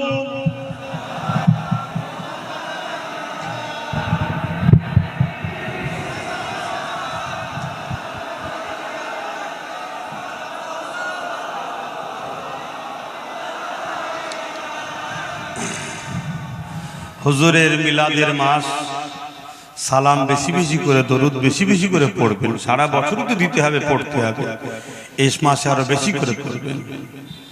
পাশাপাশি আমি ছোট্ট একটা বিষয় আলোচনা করব ওয়াকফ নিয়ে। আপনাদের কোনো আপত্তি আছে?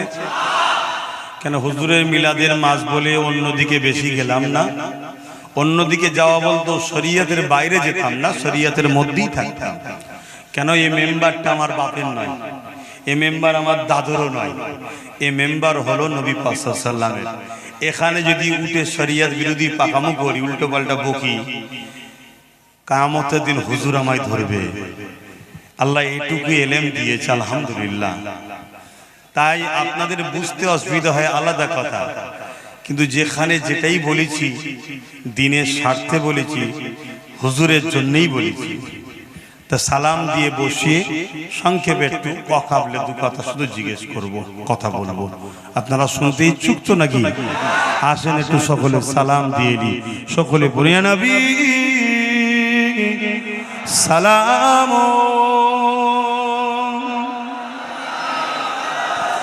ইয়া রাসূল সালাম,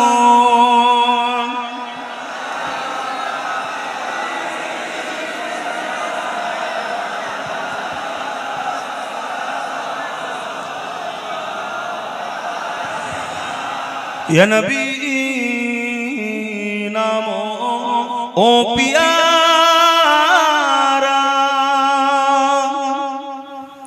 ইয়া রাসূল নাম ও পিয়ারা, अर्श पर हक ने पुकारा, सच पैगंबर हमारा, या नबी सलाम, या रसूल सलाम,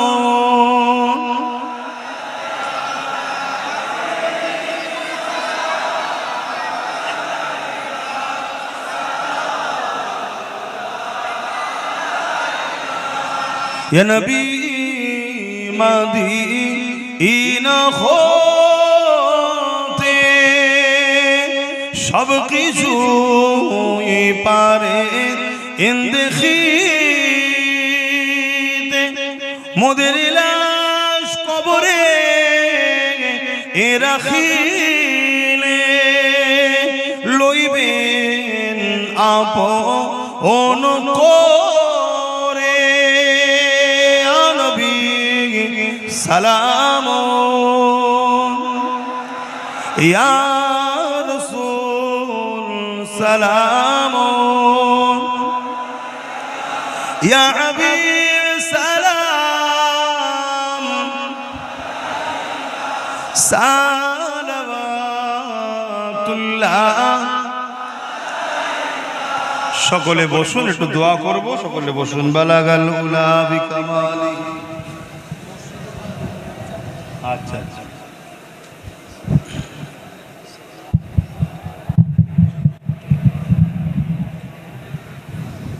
দরুদ শরীফ আল্লাহুম্মা সাল্লি আলা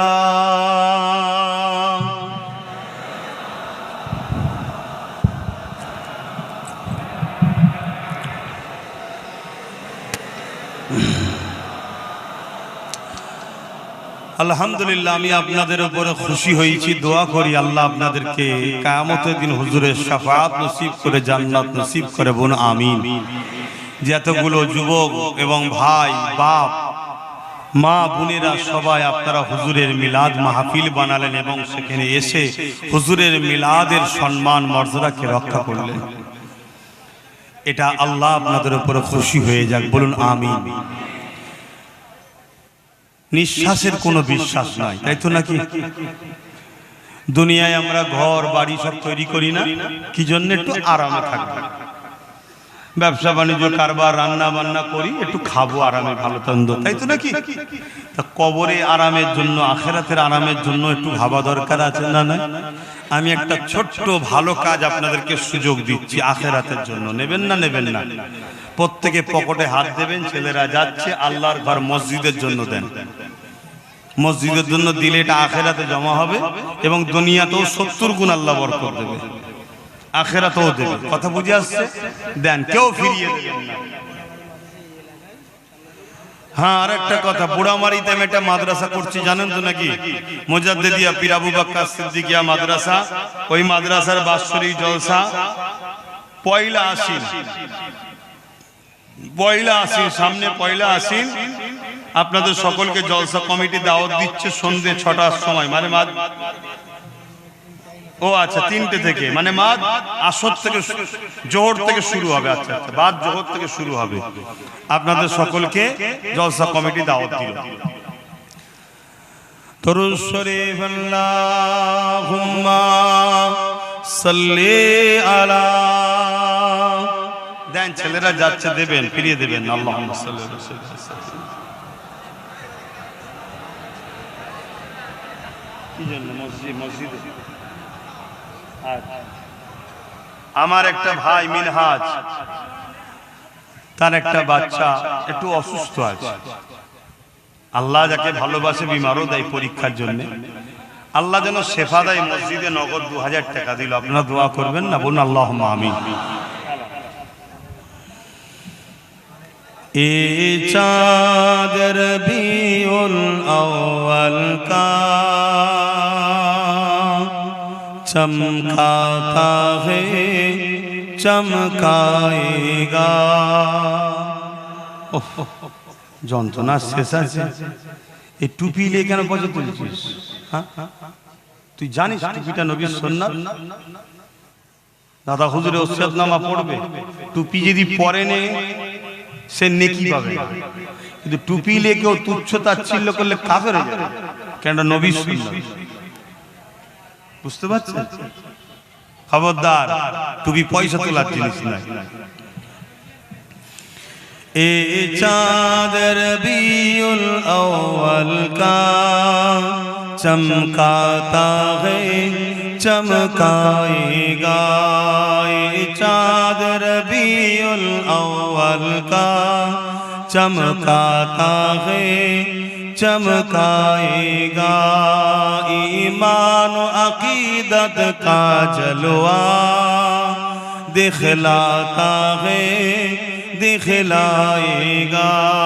ये चाँद रबीउल अव्वल का चमकाता है चमकाएगा। एक परचम अर्ज़ के ऊपर है, एक काबा पर एक अक़सा पर। एक परचम अर्श के ऊपर है, एक काबा पर एक अक़सा पर। जिब्रील के हाथों में परचाम हक़ लहराता है लहराएगा। ये चाँद रबीउल अव्वल का चमकाता है चमकाएगा। दीवाना नबी के दुश्मन से टकराता है टकराएगा। যারা নবীর প্রকৃত দিবানা তারা নবীর দুশমন থেকে নবীর দুশমনের সাথে সংগ্রাম করেছে, করতেই থাকবে। জোরে বলুন সুবহানাল্লাহ। আমরাও যদি সত্যি প্রকৃত নবীর দিবানা হই, তাহলে নবীর দুশমন যারা হবে তাদের বিরুদ্ধে সংগ্রাম লড়াই হবে না হবে না? আওয়াজ দিয়ে শুনতে চাই, হবে না হবে না? মনে রাখবেন, ওয়াকাফ এটা হলো ইসলামের সম্পদ। ওয়াকাফটা কি? ইসলামের সম্পদ। ইসলামটা হলো মুহাম্মদ সাল্লাল্লাহু আলাইহি ওয়াসাল্লামের। এই ওয়াকাফের উপরে আঘাত, ইসলামের উপরে আঘাত, ইসলামের উপরে আঘাত, নবীর দ্বীনের উপরে আঘাত। সে যেই হোক, মুসলিম সেজে হোক আর মুসলিম না সেজে হোক, আমার নবীর দ্বীনের উপরে যারা আঘাত দেবে, নবীর দিবানারা তারা তাদের বিরুদ্ধে লড়াই সংগ্রাম করেছে, আগামী দিনও করবে। ঠিক না বেঠিক? হাত তুলে বলুন ঠিক না বেঠিক? নারে দিবে। মনে রাখবেন, কেউ যদি মনে করে আমি ক্ষমতার জোর দেখিয়ে ক্ষমতার আসনে বসে আমি মুসলমানদের ধর্মীয় সম্পদ মসজিদ, মাদ্রাসা, কবরস্থান, ঈদগাহকে কেড়ে নেব, আমি সেই জালিম হুকুমতকে জানাই, আমার আল্লাহ সাদ্দাতকে মিটিয়েছে, নমরুদকে মিটিয়েছে, ফিরাউনকে মিটিয়েছে, আব্রাহা কাবাকে ভাঙতে এসেছিল, আমার আল্লাহ তাকেও মিটিয়ে দিয়েছে। তাই সুধরে যাও জালিম, না হয় আমার আল্লাহ তোমাকে তো মিটাবেই, আর আমরা মুহাম্মদ রাসূলের গোলামরা তোমাদের বিরুদ্ধে লড়াই জারি থাকবে। জোরে বলুন সুবহানাল্লাহ। আমরা জীবনের শেষ নিঃশ্বাস দিয়ে হলো গুস্তাখে রাসূলদের বিরুদ্ধে লড়াই করব, ইসলামের দুশমনদের বিরুদ্ধে লড়াই করব। আমাদের অন্য ধর্মের কোন মানুষের সঙ্গে আমাদের ঝগড়া নাই, সবাই বাপ আদম মা হাওয়ার সন্তান, আমরা সবাই মিলেমিশে থাকব। হিন্দু হোক, খ্রিস্টান হোক, আদিবাসী হোক, শিখ হোক, পাঞ্জাবি হোক, সবাই আমাদের ভাই বোন, সবাই আমরা ভাই ভাই ভাই বোন মিলেমিশে থাকব। কিন্তু দাঁড়িয়ে রেখাও যদি নবীর বিরুদ্ধে হয় তার বিরুদ্ধে লড়বো, দাঁড়িয়ে চেঁচাও যদি নবীর বিরুদ্ধে হয় তার বিরুদ্ধেও আমরা লড়বো। ঠিক না বেঠিক? পাশাপাশি এটাও জানিয়ে দিই, কেউ যদি মনে করে আমি অকাবলে লাভলে, আমি অকাবলে লড়াই করলে তোমাকে আন্দোলন করতে দেবো না, তাহলে সেই জাহান্নামের কুত্তাকেও জানিয়ে দেবো তোমার বিরুদ্ধে আমাদের যুদ্ধ চলবে। তুমি যত লড়াই সুপার পাওয়ার হও না কেন, মনে রেখে দিও আমার আল্লাহ নমরুদকে মশা দিয়ে মেরেছে, আমার আল্লাহ বদরের ময়দানে 314 জনকে দিয়ে 1000-এর উপরে লড়াই কামিয়াবি দিয়েছে। আমরা ওয়াকাফের জন্য, মসজিদের জন্য, মাদ্রাসার জন্য, কবরস্থানের জন্য সবার বিরুদ্ধে লড়াই করতে রাজি আছি। যদি তুমি মনে করো কিছু পীরকে, কিছু পীরজাদা ইমামকে খরিদ করে তুমি দাদাগিরি দেবে, তোমার দাদাগিরিকে পায়ের তলায় চেপে মারব আমরা ইনশাআল্লাহ। আপনারা তৈরি আছেন তো নাকি? এ লড়াই হবে, এ যুদ্ধ হবে। আপনারা কারা এই যুদ্ধে অংশগ্রহণ করতে চান হাত তুলে দেখান, বলুন লাব্বাইক ইয়া রাসূলুল্লাহ, লাব্বাইক লাব্বাইক লাব্বাইক, নারে তাকবীর। গুস্তাখে রাসূলুল্লাহ হুঁশিয়ার সাবধান, গুস্তাখে রাসূলুল্লাহ হুঁশিয়ার সাবধান, নারে তাকবীর। হ্যাঁ, কারো সঙ্গে ব্যবসা করো, করো জায়েজ, কারো সঙ্গে বন্ধুত্ব করবে, করো জায়েজ। সর্বধর্মের মানুষকে ভালোবাসতে হবে, কেউ আমাদের পণ নয়, সবাই আল্লাহর সৃষ্টি, বাপ আদম মা হাওয়ার সন্তান, আমরা ভাই বোন, সব মিলেমিশে থাকো। কিন্তু ততক্ষণ পর্যন্ত যতক্ষণ সে আমার নবীর দ্বীনের বিরুদ্ধে লাগবে না। আর নবীর দ্বীনের বিরুদ্ধে যদি মায়ের পেটের ভাইও লেগে যায় তার সাথেও লড়াই করতে হবে, এটা হলো ঈমান। আজ কাউকে আপনি ভালোবাসছিলেন আলাদা কথা, রুজি রুটির জন্য, কারবার ব্যবসা বাণিজ্যের জন্য, দেশের জন্য, সমাজের জন্য করছিলেন, করবে জানা আমার দেখার দরকার নেই, সেদিন লড়াইটা ছিল আলাদা। কিন্তু আজ কেউ যদি বলে আমি গায়ের জোর দিয়ে আইন করে সব শেষ করব, তার বিরুদ্ধেও যেমন লড়াই করা আমাদের জন্য ফরজ হয়েছে। কেউ যদি ওই লড়াইতে সেই জালিমের পক্ষে দাঁড়িয়ে আমাদেরকে রুখতে চায়, এরও বিরুদ্ধে লড়াই করা আমাদের জন্য ফরজ হয়েছে, করতেই হবে। রাজি আছেন তো নাকি? বড় দুঃখ লাগছে তো এটাই, বড় কষ্ট হচ্ছে তো এটাই, বড় ব্যথা লাগছে তো এটাই। বিরোধী করব বড় জালিমের বিরুদ্ধে, ছদ্মবেশী শয়তানের বুকে ব্যথা হচ্ছে। কেন রে বাবা, তোর হঠাৎ করে ব্যথা হলো কেন? তাহলে শয়তানের রূপ আস্তে আস্তে বেরোচ্ছে, শয়তানের মুখোশ আস্তে আস্তে খুলছে, দিনের স্বার্থে সতর্ক করে যাচ্ছি। আর না হয় মনে রাখবে, আল্লাহর পরীক্ষা আমাদের ঘরে নিচ্ছে, আল্লাহ তো তার দিনের জন্য যথেষ্ট। আমরা যদি মনে করি না দরকার নেই, আল্লাহ তোমার আমার নাম নিশানা মিটিয়ে দেবে, নতুন প্রজন্ম তৈরি করবে, তাদের কাছে ইসলাম আল্লাহ দিয়ে দেবে।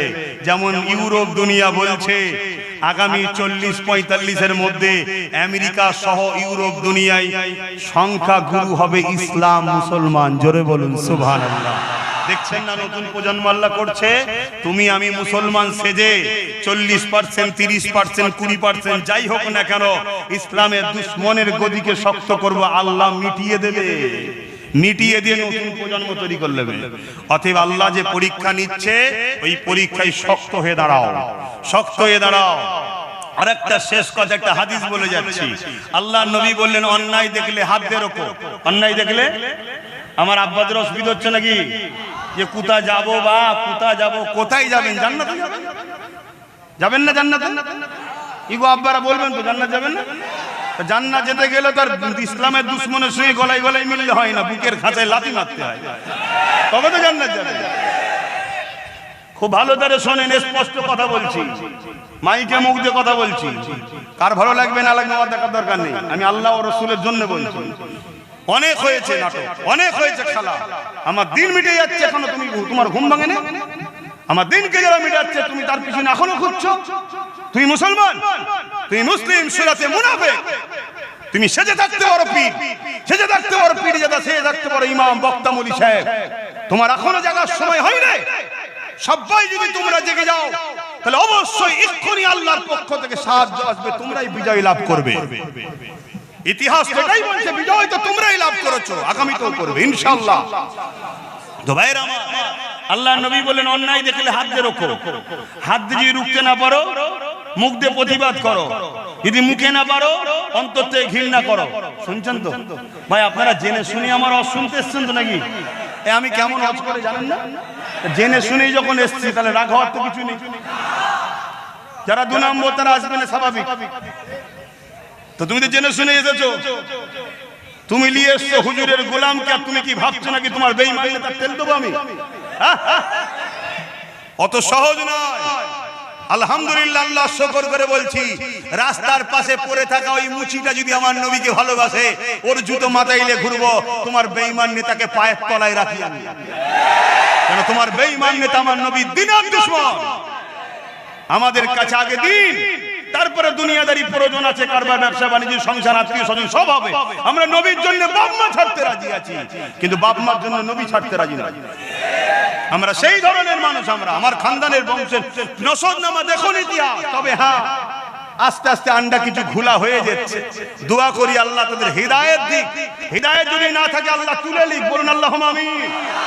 কলঙ্ক ছেলে বেঁচে থাকার থেকে মরে যাওয়া ভালো। আর না হয় আল্লাহ হিদায়াত দিক, বলুন আল্লাহুম্মা আমিন। কারণ এখনো কি জায়গার সময় হয়নি, এখানে দিনের মামলা চলছে পারে। এতদিন ছিল পেটের মামলা, ঘর বাড়ির মামলা, কারবারের মামলা, এবারে কিসের মামলা এসে গেছে? এখানে তো আর পেট দেখতে গেলে চলে না। আর আমার মা বোনেদের বলি, কটা সন্তান? একটা দুটো তো। আর আপনার আব্বা আপনার দাদুদের কটা? 6টা, 7টা, 8টা, 9টা। তাদের কখনো কারো কাছে হাত পাততে হয়নি। আর 1-2 ছেলেতে মা ভিক্ষার হাত পাচ্ছেন। হ্যাঁ, খোদা মারবে এমন। তওবা করে পরিবর্তন হন, হারামের অর্থ লিয়া বন্ধ করে দেন। যদি বন্ধ না করেন খোদার পক্ষ থেকে মার আসবে। 10-20টা জন্তু পশু আপনাকে ছিঁড়ে ছিঁড়ে খাবে, কিচ্ছু করতে পারবেন না। আপনি দুনিয়ার দিকে তাকিয়ে দেখুন না কি হচ্ছে, দেখুন প্যালেস্টাইনে কি হচ্ছে। জাগেন, আগে থেকে জাগেন, আগে থেকে জাগেন। এখানে দিনের মামলা আসছে। তো নবী বললেন অন্যায় দেখলে কি দিয়ে রুখতে হবে? হাত দিয়ে। যদি হাতে ক্ষমতা না থাকে মুখ দিয়ে, যদি মুখে না থাকে অন্তর দিয়ে ঘৃণা করো। সব জায়গায় যারা হাত তোলে এখানেও তার হাত তোলা দরকার। আর যারা সব জায়গায় হাত তোলে না তারা হাত তুলবে না। সব বেলায় হাত তোলো। জায়গা চলে গেছে, মারপিট করেছো, কি ভুল বলছি নাকি?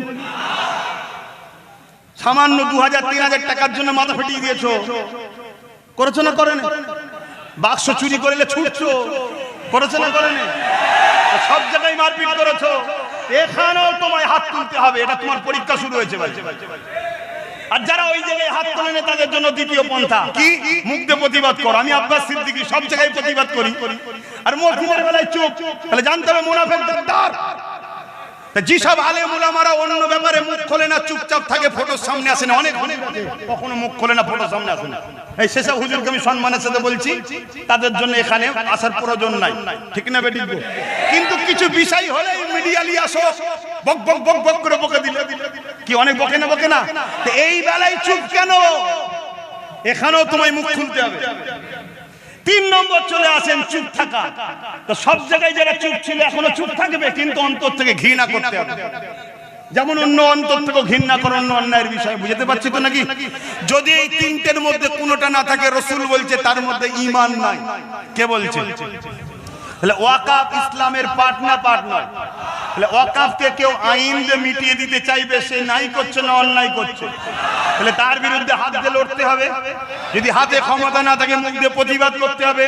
যদি মুখে না থাকে অন্তর থেকে ঘৃণা করে তার থেকে সরে যেতে হবে। তুমি মুসলমান দাবি করে ঘৃণা না করবে, হাত দিয়ে মুখ দিয়ে প্রতিবাদও করবে না, হাত দিয়ে প্রতিবাদ করবে না, তাকে শক্তিশালী করবে, জানতে হবে তোমার মধ্যে ঈমান। জোরে বলো। 2 নম্বর, কেউ যদি ওয়াকাফ আন্দোলনকারীদের উপরে জুলুম করে, তাহলে সে কি জানতে বাকি সেও ওয়াকাফ আইনের পক্ষে?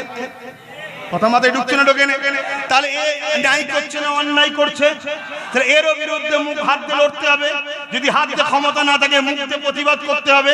যদি মুখে ক্ষমতা না থাকে অন্তর থেকে ঘৃণা যে করবে সে কখনো চাইবে শয়তান জিতুক? কথা মাথায় ঢুকছে না? কেন? শয়তান বড় হলে আরো বড় বড় শয়তানি করবে। কথা কি আমার কষ্ট হলো কারো? আমি স্পষ্ট একটু বলি, কেন জানে?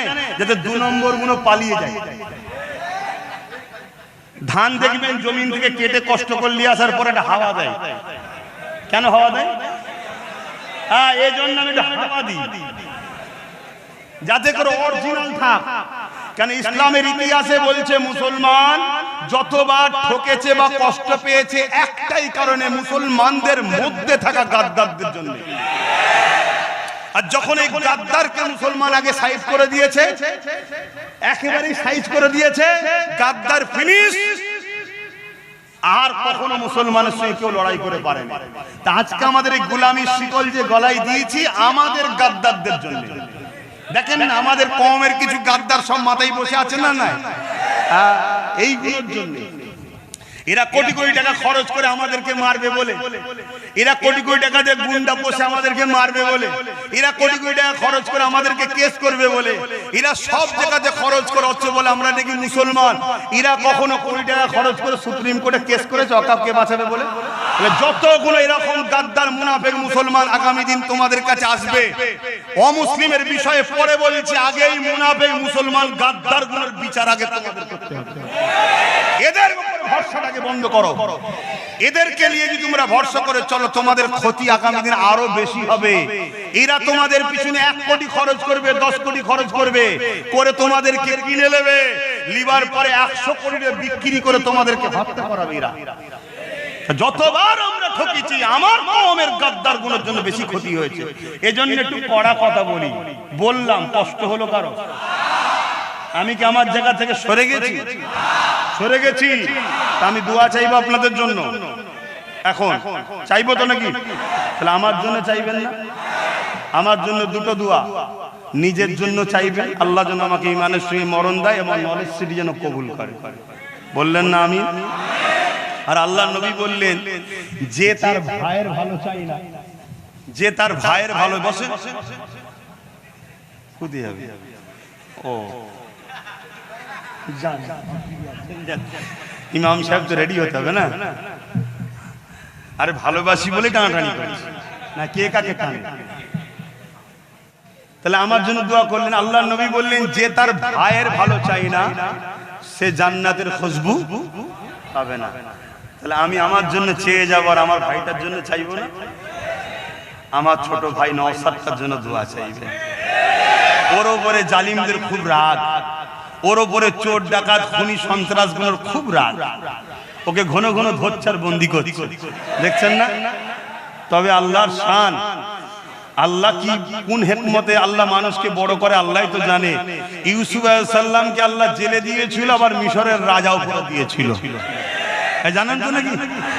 তা আল্লাহ পাক একে জানো মানুষ জাতির সেবার জন্য, শুধু মুসলমান নয়, মুসলমান যদি সেবা করবি তুই ধর্মগুরু হয়ে যা, তুই নেতা হবি কেন? ঠিক তো নাকি? নেতা যে হবে সবার জন্য হতে হবে। নেতার কাছে হিন্দু খ্রিস্টান আদিবাসী বলে কেউ নাই, মানুষের সেবা। তা আমার ভাইকে যেন সমস্ত মানুষের জন্য রাজ ক্ষমতা আল্লাহ দান করে, বলুন আমিন। এবং ওকেও যেন মোহাম্মদ রসুলের গোলাম হিসেবে কবুল করে, বলুন আমিন। কেন মোহাম্মদ রসুলের গোলাম না হয়ে যদি নেতা হয় ও চোর হয়ে যাবে। একদম ওপেন কথা, ভাই তো কি হয়েছে, ভাই আগে নয় রসুল আগে। বন্ধু শোনো, রসুল আগে, ভাই আগে নয়। শুনছেন তো নাকি? তাহলে আমার ভাই যদি নবীর গোলাম হয়ে নেতা হয়, তাহলে ফারুক আজম যেমন ইনসাফ দেখিয়েছে, সর্বধর্মের মানুষের কথা ফারুক। জানেন তো ইতিহাস নাকি? আমাদেরকে সব ভুল ইতিহাস শুনিয়ে শুনিয়ে ভুল দিকে চলে গেছে। অধিকার বলার সময় নেই, নবী দিবসের মাস, এদিকার বেশি বলছি না। কিন্তু ওয়াকাফ আন্দোলনের জন্য আগামী দিন বিভিন্ন জায়গায় করছিলাম, আমার টার্গেট একটা ব্যারিকেড করব, মনে আছে তো নাকি? পারমিশনের জন্য কাজ চলছে, বর্ষা এখন চলছে, বর্ষাটা কেটে যাক তারপরে করব। খবর পেলে গাঁটের পয়সা খরচ করে কারা কারা আমার ডাকে আমার পাশে যাবেন, একটু হাত লোক দেখানো, হাত তুলেন না তো? পাক্কা কথা তো? যারা হাত তুলেছেন খবর পেলে প্রচার করবেন, সাথে করে আরো নিয়ে যাবেন। কথা বুঝে আসছে? আসেন এখন ছোট্ট করে দোয়া চাইবো, তার আগে তওবা। বিসমিল্লাহির রহমানির রহিম। আল্লাহ তাআলা আমি জানা অজানা, ইচ্ছা ও ইচ্ছা সকল গুনাহ হইতে তওবা করিতেছি। আস্তাগফিরুল্লাহ রাব্বি মিন কুল্লি জামবি ওয়া আতুবু ইলাইহি। আশহাদু আল্লা ইলাহা ইল্লাল্লাহু ওয়াহদাহু লা শারীকা লাহু ওয়া আশহাদু আন্না মুহাম্মাদান আবদুহু ওয়া রাসূলুহু। লা ইলাহা ইল্লাল্লাহ মুহাম্মাদুর রাসূলুল্লাহ সাল্লাল্লাহু আলাইহি ওয়াসাল্লাম। পাঁচ ওয়াক্ত নামাজ পড়বেন, একমার রোজা রাখবেন, বাপ-মার খেদমত করবেন, মালদাররা যাকাত দেবেন, হজ করবেন, বড়দের সম্মান, ছোটদের স্নেহ করবেন, দেশটাকে ভালোবাসুন। দেশকে ভালোবাসা নবীর সুন্নাত, জানেন তো নাকি? অধিকার আলোচনা করছি না, ভালোবাসবেন। আর দেশটা সবার। ধর্মীয় স্লোগান নিজের গ্রামে, ধর্মের জায়গায়, যেখানে সর্বধর্মের লোক বক্তব্য দিতে আসছে, এক জায়গায় হচ্ছে, সেখানে ধর্মীয় স্লোগান দেবেন না। এগুলো মাথায় থাকবে। ধর্মীয় জায়গায় ধর্মের স্লোগান হবে, কারণ ধর্ম আমাদের কাছে অনেক বড়। একটু ধর্মীয় স্লোগান হয়ে যাক, নারে তাকবীর। এই আল্লাহর নাম, আল্লাহর নামের ফজিলত আছে না নাই? আরো দিল খুলে পড়ে, এলাকার বালা মুসিবত, আজান দিলে দেখবেন বালা মুসিবত চলে যায়। নারে তাকবীর, নারে তাকবীর, নারে তাকবীর। কোরআন ও সুন্নাহ, কোরআন ও সুন্নাহ, দ্বীন ইসলাম, দ্বীন ইসলাম। একটু হাত তুলে সাক্ষী দেন যে হুজুর আমরা আছি গোলাম হিসেবে। লব্বাইক লব্বাইক লব্বাইক। सरकार की आमद, हुजूर की आमद, दाता की आमद, पुरनूर की आमद, रबीउल अव्वल की मेहनत। नारे दिवार दादा हुजूर पीर किबला, पांच हुजूर पीर किबला, अहले सुन्नत अल जमात। नारे दिवार। আমাদের কাছে পারমাণবিক বোম নেই, আমাদের কাছে আল্লাহ নামের পাওয়ার আছে। জোরে বলুন আল্লাহুম্মা আমিন। আয় আল্লাহ, আপনার কাছে হাত তুলেছি মালিক। আল্লাহ যা কিছু বলালেন বললাম, উদ্দেশ্য একটাই, আমার ভাইগুলো, বাপগুলো, মাগুলো, বোনগুলোকে আল্লাহ চেষ্টা করছে আপনার হাবিবের প্রেম ও আদবের, মহব্বত, ঈমান দ্বারা দিলকে রৌশনের চেষ্টায় জুড়ে দিবার চেষ্টা করছি। কিন্তু আল্লাহ আপনি কবুল করে নেন। আল্লাহ আপনি আমাদের দিলকে ঈমান দ্বারা নূরানি করে দেন, আপনার হাবিবের প্রেম আদব দ্বারা ভরিয়ে দেন। এই মজলিসকে আপনি কবুল করে নেন। আয় আল্লাহ আমাদের প্রত্যেককে নামাজি, রোজাদার, মুত্তাকি, হাজি, গাজী, জাকিরিন বানিয়ে দিন। আল্লাহ যে যা আপনার ঘরের জন্য দান করেছে কবুল করে নেন। দিদারে কাবা, দিদারে মদিনা শরীফ যাওয়ার তৌফিক দিন। আল্লাহ আয় আল্লাহ হাবিবের খাতে রহমত করে দয়া করে তামাম বিশ্বের বুকে আপনি